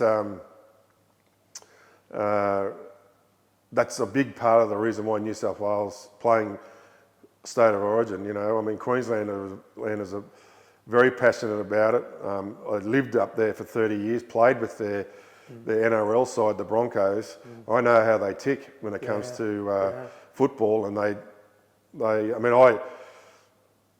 played for the Broncos, but when I was in the midst of a State of Origin series, no one would talk to me. Like locals, neighbours wouldn't talk to me. That's how passionate they are about it. So we need to get back to being as passionate. It's interesting. Historically, of course, for all the reasons we know, Queensland got the jump on it. Do you know what I mean? Of claiming the passion thing. Yeah. And it's never really changed. There have been moments for New South Wales, but you're quite right. It's interesting talking about your dad. Fascinating, because that's the kind, as one has been reading about it in recent weeks about the most recent State of Origin, that there are certain things go on. There are certain players made for State of Origin, certain players not. All that, and it does go. It's that that it finds its way into mining other elements. Yeah. Be they family, be they personality. Yeah. And you could go on and on. Not to mention, of course, what's happened on the field. When it comes to Origin, there are two types of rugby league player. Ones that can play, ones that are suited to Origin, ones that aren't. Yeah, yeah. And it's and we go back to Terry Regan. He would have suited Origin. Yeah, yeah. He would have revelled in it. Yeah, it would have been. Almost you were saying about the bench and how hard it is. Almost the kind of guy you could. Oh yeah. If you wanted to change the game, If you wanted to change the content of the game, you would put Terry Regan on. For sure. Yeah, yeah. So 1990, let's first of all talk about the Kangaroos. Mm-hmm. You get chosen in the 1990 Kangaroos. Well, I was very lucky in '90 that I managed to. There was a centenary Test match in New Zealand. There was some celebration. The Wallabies played the All Blacks, and then we played on the Sunday over there. Okay. And I was picked to play on the bench for that. So that was my first taste of international footy. And it was really a wonderful experience, And again, the way things have changed, see, the competition kept going. Yeah. So they pulled the guts out of the Raiders and all these other clubs, but they still had to play the following week. So, anyway, so we played that, and I was sort of told unofficially that if you got chosen in that side and you kept your form up, you were probably going to get chosen for the Kangaroo side touring team. And of course, I'd asked my now wife to marry me. And we were getting married on the 29th of September 1990. Right. And so once we realised that there was a chance that I was going to be chosen for the 1990 Kangaroo Tour, which left on the 30th of September. Right. We were sort of arm in arm whether we should, but my wife and I agreed that we should go on with it, continue with the thing. And so we won the grand final, and a week later I got married, and so it was a big year for me, 1990. Right. And we got married at the Hyatt in Canberra. And the following morning, I threw my suitcases into a taxi and went to the airport, and off I went. Life's not fair. No, it's not. So the 1990 Kangaroos, and you've told us about your background to that. I'm not sure whether you go away with a happy smiley face or not, but you go on that tour. I guess the first question, the obvious one, is What was the experience of international football like against State of Origin and I guess grand final football?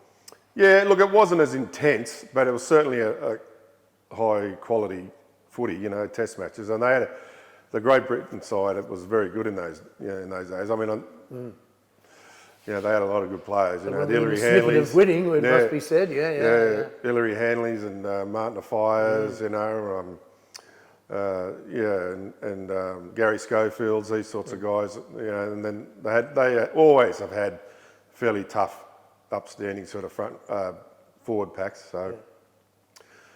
I was obviously very excited about going over there.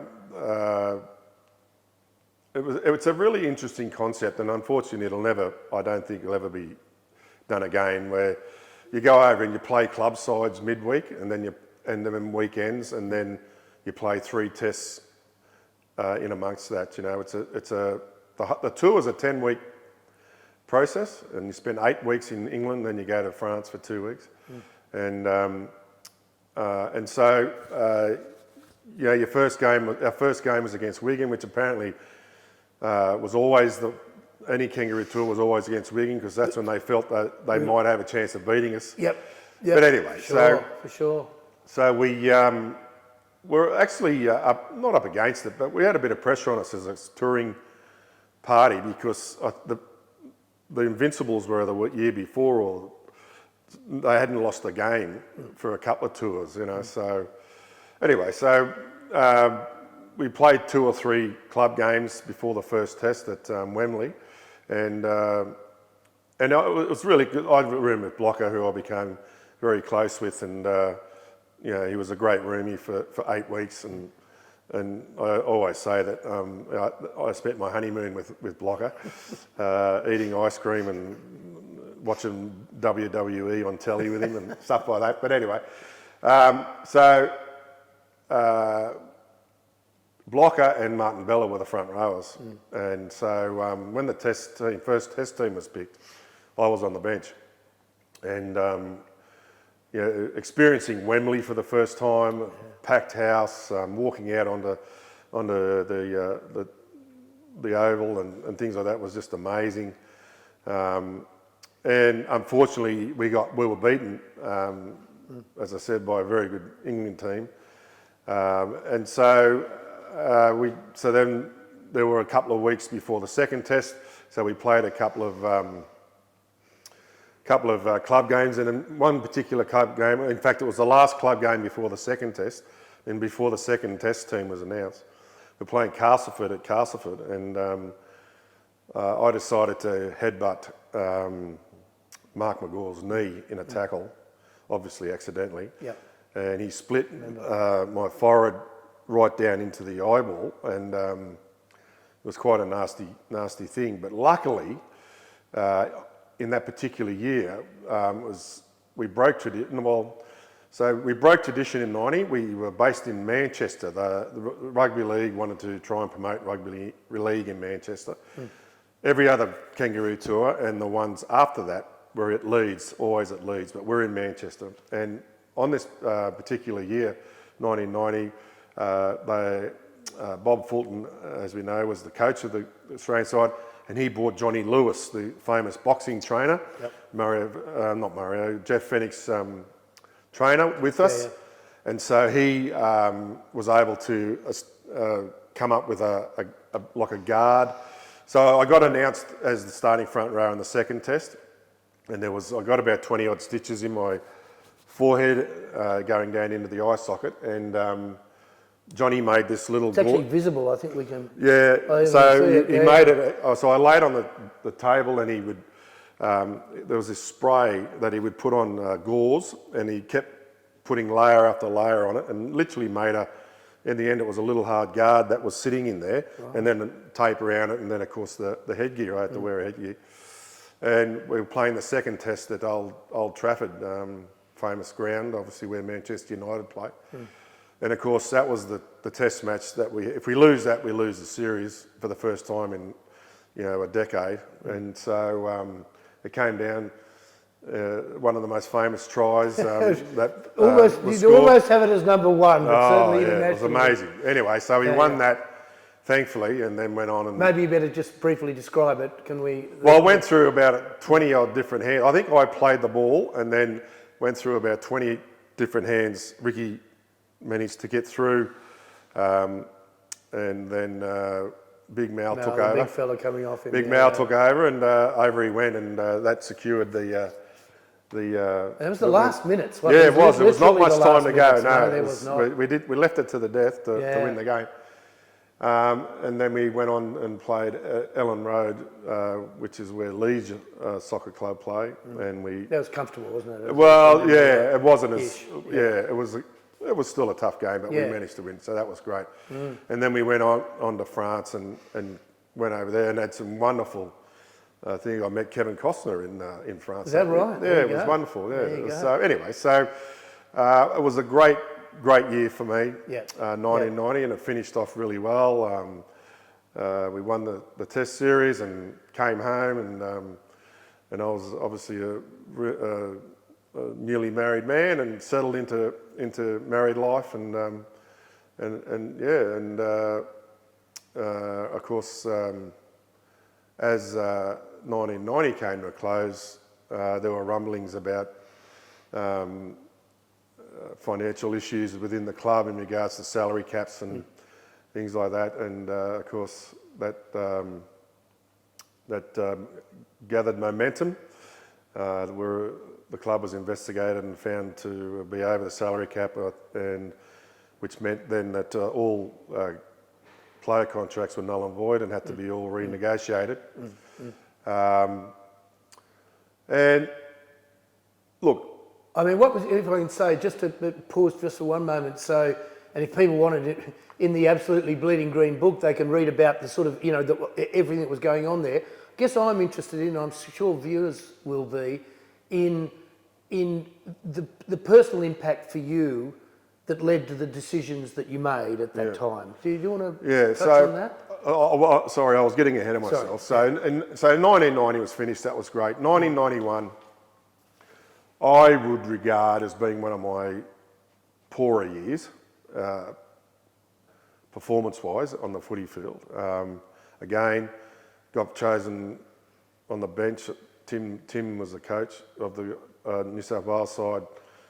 I got picked on the bench. We got beaten, so I was dropped and never played again that year. I lost my test spot in the test series against New Zealand in Australia, and it was when I look back on the year, I think it was a blessing in disguise that I received a serious chest injury, where my sternum was broken and had to have surgery on it, which kept me out for 8 weeks. So I think you played with the guard when you came, didn't you? So I had a big chest guard on and all that sort of thing, and so I came back for the last competition game, which was against St George at. Now we were playing at Canberra Stadium now, and then I played a couple of semi-finals off the bench, and then I started in the 91 grand final. Unfortunately for the club, I mean, Penrith were a very good side, and I certainly don't want to take away. But we were really busted. I think Ricky and Larry was a hamstring, Ricky was crook. I certainly came back a lot bigger than what I overweight and stuff like that. Anyway, so in the end, we were beaten, and then of course the rumblings were going on about financial troubles. We were investigated as a club and found that we were over the salary caps, which made our contracts null and void. At that particular time, I just had my first child with my wife, and things just weren't. I don't know what it was, but and I remember Tim saying to me that he picked me as the player that would struggle in 91 because of all the success that me personally and of course the team had in 1990, and it came to fruition. I had a very poor year, and I think that was a part of the reason why I left the Raiders. My personal life was okay. There were some issues that I don't want to get into, but I don't know, whilst I don't want to say it felt right, but, you know, there was certainly a couple of reasons why I could move. But of course, back in those days, they had a draft. And so, so it wasn't a matter of, you know, negotiating with a club and going to a club. You actually had to go onto the draft. And if the club was prepared to pay what you're asking, you had to go to them. So I'd never had a player manager. I never did have a player manager. I came in contact with a guy, Gordon Duff, his name is. Still lives in Canberra. He was involved in the law industry as a law clerk or something. He was, and he was happy to sort of be my representative. And so he was talking with other clubs. And at that time, South Sydney and Parramatta both told him that if... so he was a South Sydney supporter.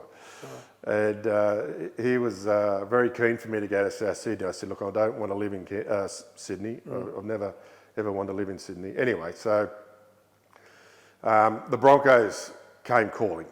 And of course the draft was in. So John Rebo... spoke as Chris Johns and John Rebo, right? John Rebo was the CEO, was the guy, and so all the clubs talked to each other about this and that, and he said the issue that we've got, if you want to come to the Broncos, is that Parramatta and South are adamant that if you're available, one of them will take you in the draft. In the draft, so so we were sort of, it was all a bit hesitant at the time, but. I was very lucky that a young guy playing for Western Suburbs at the time, wanting to go to Eastern Suburbs, Terry Hill, had the same predicament. And so he took it to court. And the draft was deemed null and void. And so it was open slather. So that gave me...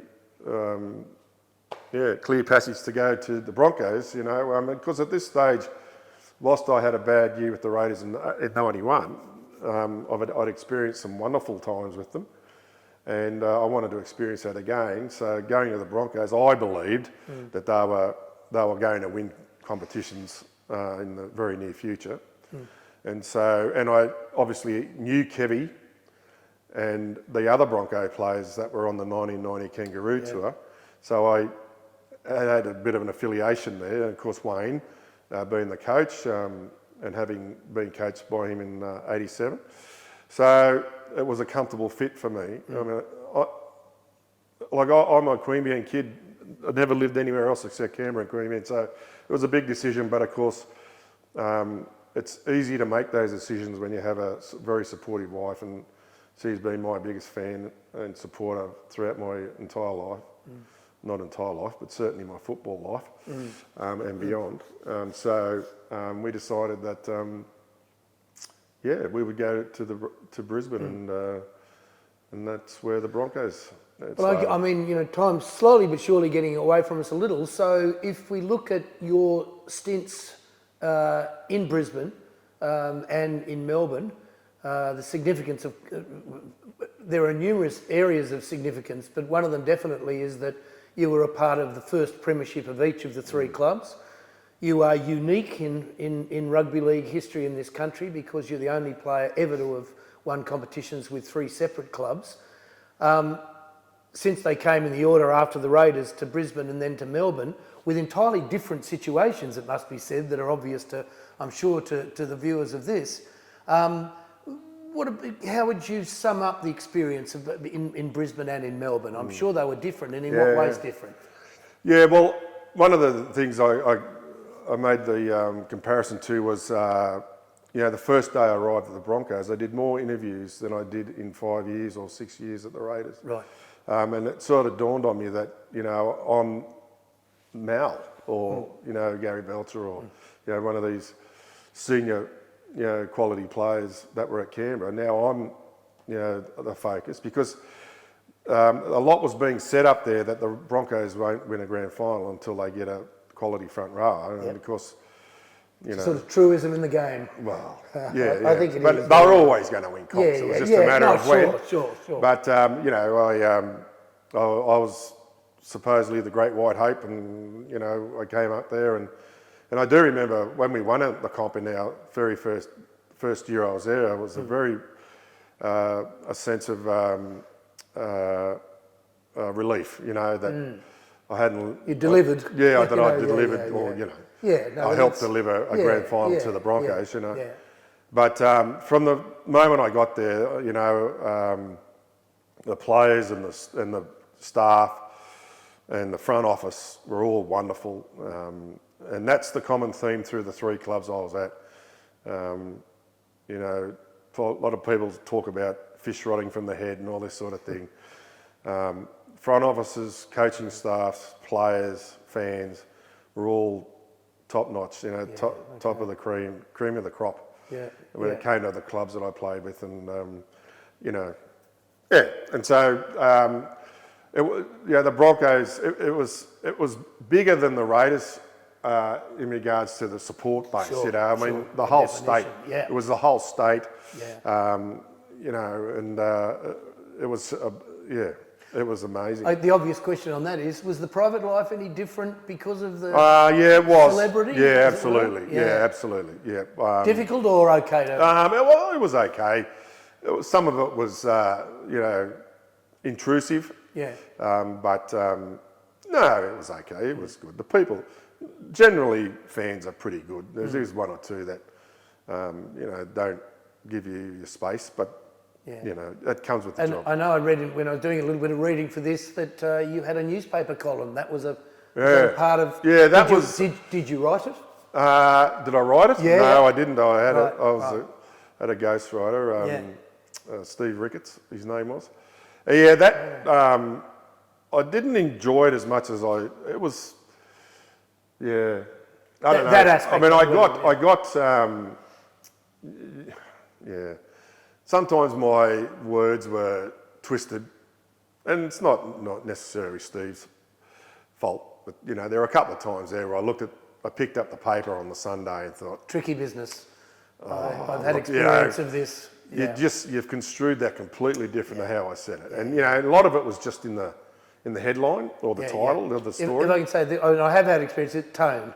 It's when someone that is operating for you gets the tone wrong. Yes, that's right. And then and of course people pick up on that. That's right. They pick up on it. Yeah. A word here, a word there. Yeah. That would have been tricky. That's why I did ask whether you'd written it for that very reason. Because if you've got a ghost, ghost writer, that can lead to difficulty, especially in a community that's dwelling on every word. Yes, that's right. That's exactly right. And it happens all the time. I don't want to touch on it all that much, but my political career, the same thing. You say one thing and they twist it. Yeah. But anyway, I liked it, and then sometimes I didn't. Yeah.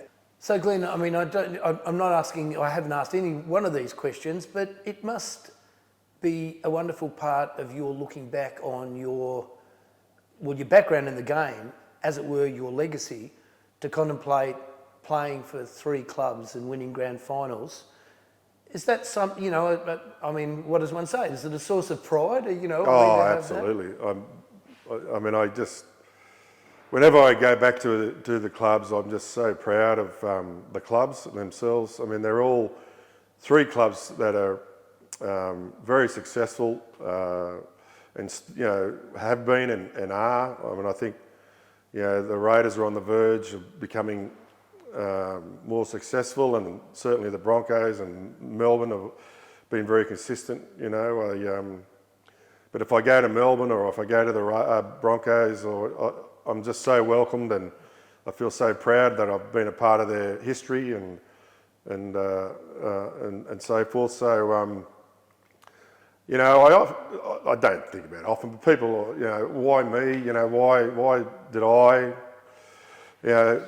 experience all this success? Well, I've just been very lucky that I've had, as I've said earlier, just been exposed to so many wonderful people, great mentors and influenced that influenced me in the right way, and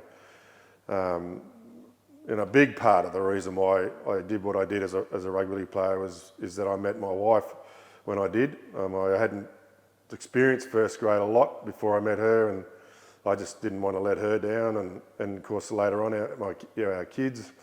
But when I look back at the three clubs, as I've said before, everyone at the club that was involved with those clubs had one goal, and that was to win competitions. That was to become successful. The reason the Melbourne Storm are as successful as what they are now, 25 years later, is because they got the right people in at the right, and they became successful straight away. Yep. And they've continued on. Craig Bellamy and the likes of Cameron Smiths and Billy Slaters and things have just taken it to another level. And it's interesting, Glenn, that each of the three, in terms of the back room, as you say, sort of thing, has been really successful in a different way, a slightly different way. It's interesting to look at the three. Well, all you look at, like John Rebo was the head of the Broncos and Melbourne, and he's a very successful man away from football. Yeah. JR's been successful away from football, him and his father, and but they all just wanted to win footy games, and they just wanted to win grand finals and be successful. Then there's no deviating from that. It was just all about winning. And we see today there's some clubs that are struggling, and of course there's all these. But the one thing, the front office isn't working well, and they're worried about their own jobs and all this thing. At no stage, was there any doubt at the Raiders, the Broncos, and at the Melbourne Storm. Good things were going to happen. That there was no doubt that that's what they wanted. Everybody was on the same page, and you look at successful club, Penrith, I think, would say exactly the same thing now these days, and it's just. And I was just so lucky to be exposed to all that. I contributed. I did my bit, but I mean, it was obviously it was a club thing. It was the fans and all that. It was just Well, I've got to pick up that point because you are being humble, but it must be said you played your part. You certainly did, because you said earlier in the interview, and league people know this, the grand finals are won, with defence, that clubs can sort of work from defence out. It was no accident that you were in the three, because defence is so important. It comes back to what you were saying about almost tackling technique, because you brought that and other skills. But I mean, that to each of those three teams, and when you can shore up defence, the rest becomes, the rest becomes something that can be done by the front backs. rowers. Front rowers have a very easy job in regards to what you actually do in the sense that your thought process and your game plan. So, I certainly did. I just wanted to run as hard as possible and get down and play the ball quick, so Ricky Stewart's and the Laurie Dailies could do their thing. And in defence, that ruck area, no one gets through there, right? And that's pretty much what I base my game on. One of the best feelings I ever got on a football field was, running the ball up, getting it, bouncing them up off the ground, playing the football, and watching Chicka Ferguson or Matty Wood or Willie Kahn or Mick Hancock, Marcus Bai, or someone scoring in the corner or scoring a try. Because of maybe some the lead up work that me and my fellow front forwards did has helped these guys do that.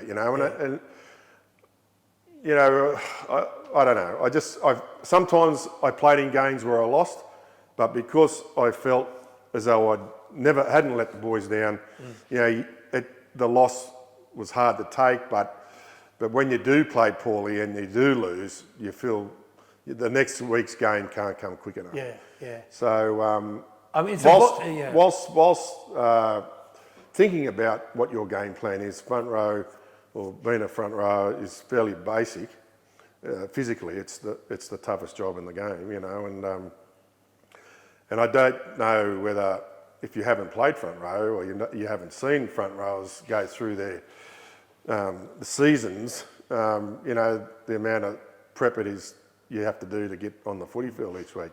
All footballers have to do a lot of preparation, but I think front rowers, and I'm being very biased, obviously, we I think see the brunt of the collisions and so forth. So it takes a lot of effort to continually, my last couple of years at the Melbourne Storm, I was forever on the physio's table. I'd have to, I'm not a big stretch. I didn't like stretching, and I still don't, but I had to be able to get out and get on the field and do my thing. It's interesting, once again, a lot of league people have looked at American football, and, I spent a bit of time there in North America. And it's interesting how the two games, sort of American football and league, have a huge similarity, and that is if you don't establish the physical presence in the middle, you know what I mean? In the case of American football, the running game, that's got to work before, in fact, passes are going to hit at the back. And likewise with league, it's the same.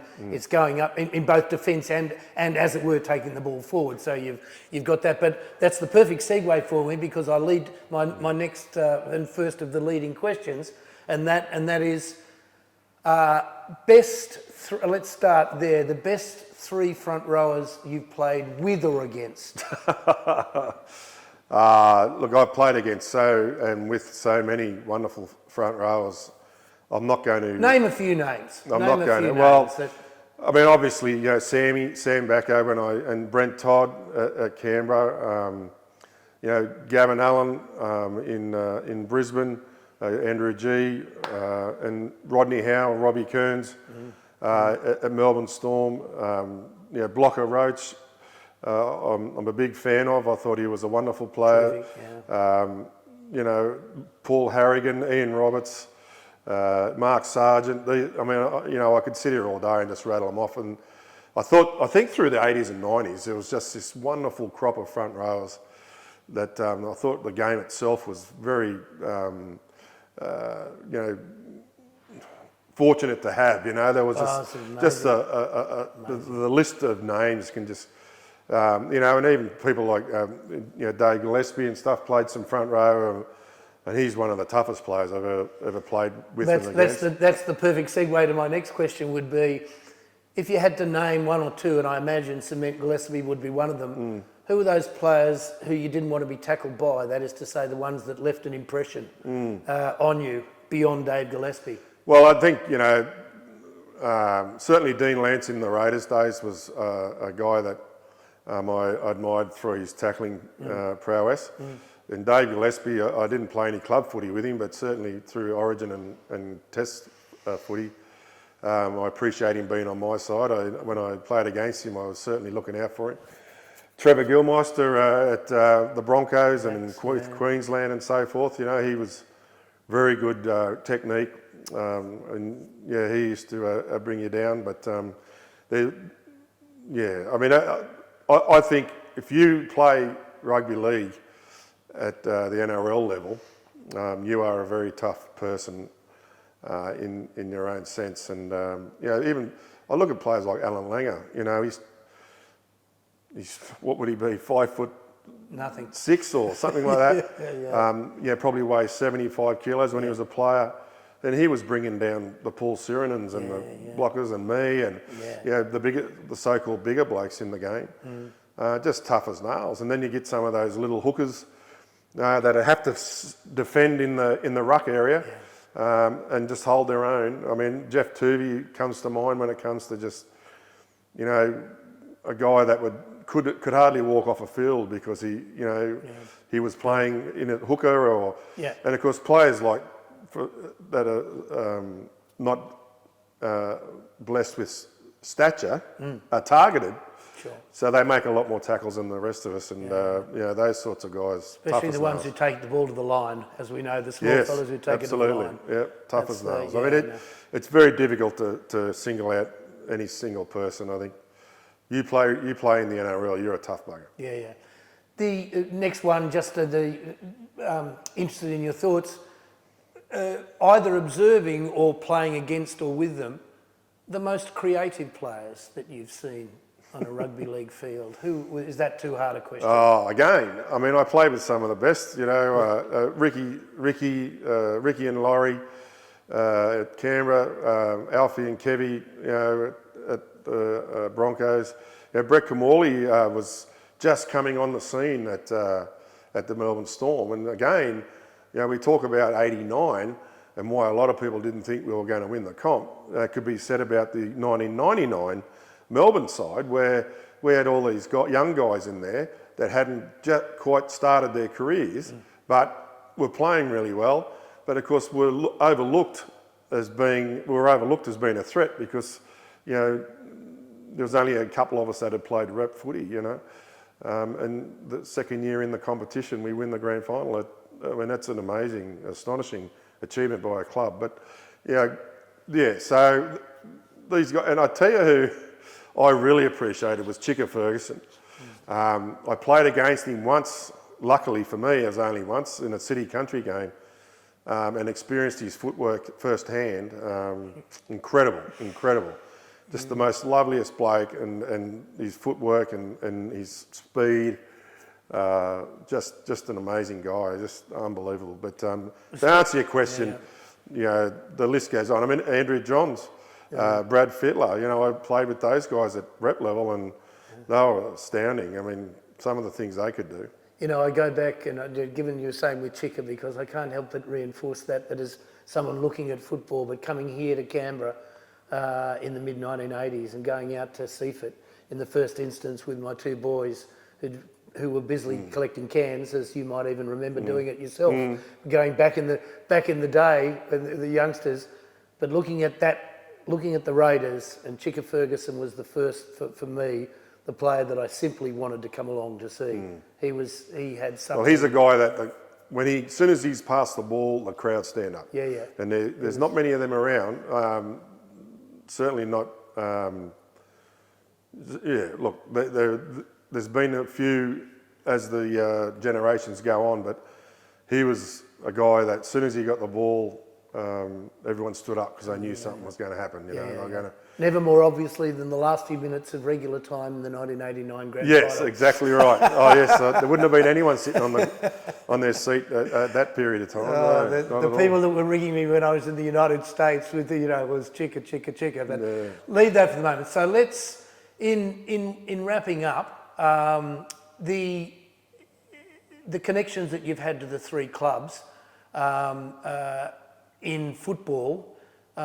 Were simply one part of your, first football, and if you like, career since being a teenager. Another part was your political career.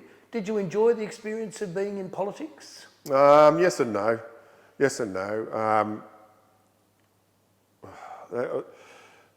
It's a very different game when it comes to football.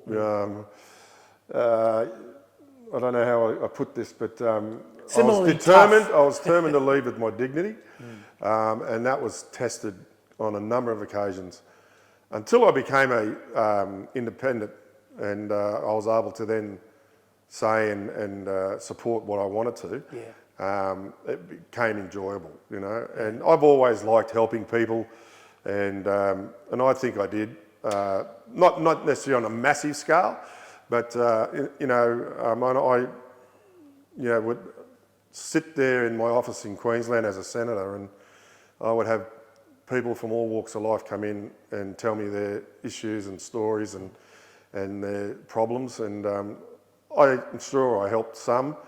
I couldn't help everybody, but I did get to enjoy it in the last sort of part of it.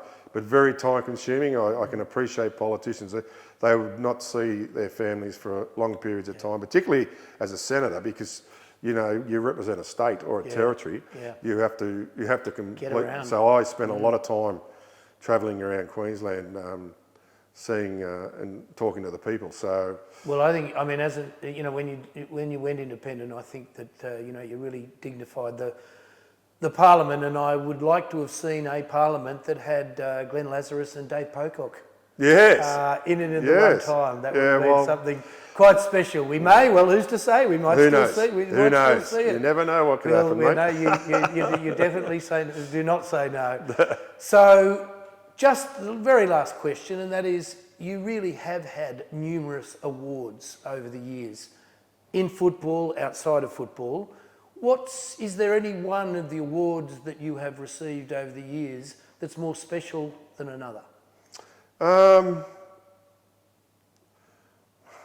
No, it's hard. It's hard to separate them all. I mean, I'm very appreciative of all the awards, I got to say. But I think what the awards that I've received, particularly, the OAM and things like that, I've got to, I've just got to thank my wife for receiving that, because, as I said, I mean, before I met her, I was going down a very dark path, and football certainly wasn't my priority. There was drugs involved and things like that, and I met her, and she inspired me to pull my head out of the sand and really knuckle down, and I do honestly believe that if I didn't meet her, I would not have achieved anything like I have. I'm not a big fan of talking about getting personal accolades. I think I was successful in a team sport for a reason, and I loved being successful with a team of people. Obviously rugby league, I played with men, but there were certainly a lot of females that played an important role in the club's success. And so the thing that I'm most proud of when it comes to my rugby league is the grand finals. I love representing New South Wales and Australia, very privileged, and I really enjoyed it. But winning those grand finals with those group of men and women that put in such long hours, and some of it's very tough to do. We start our seasons in November, pre-season over Christmas, play 20, 25 home and away games, and then we start playing semi-finals, and it's certainly through all of that, there's heartaches, there's ups and downs, there's all this sort of thing, and then when you win it, the euphoria and that you see in your teammates and the fans and the coaches and everyone else involved with the club is just a wonderful thing to experience. And one of my favourite things about the grand finals was coming, because obviously they were all in Sydney, so coming back to Canberra, coming back to Brisbane, going back to Melbourne, and seeing the fans and the families of the players, and just, it's wonderful thing. And I'm really glad that I got myself in a position to be able to experience it. Well, Glenn Lazarus, it's been a real pleasure for me to interview you in the Bleeding Green interview series. It's going to be something special for the club, not only in the next few years, but certainly well into the future. Thanks very much. My pleasure, mate. Canberra Raiders respect and honour the traditional custodians of the land and pay our respects to their elders, past, present and future.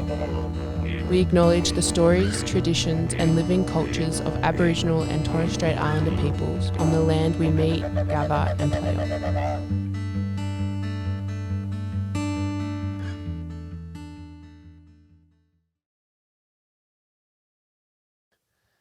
This project was supported with funding made available by the ACT government under the ACT Heritage Grants program.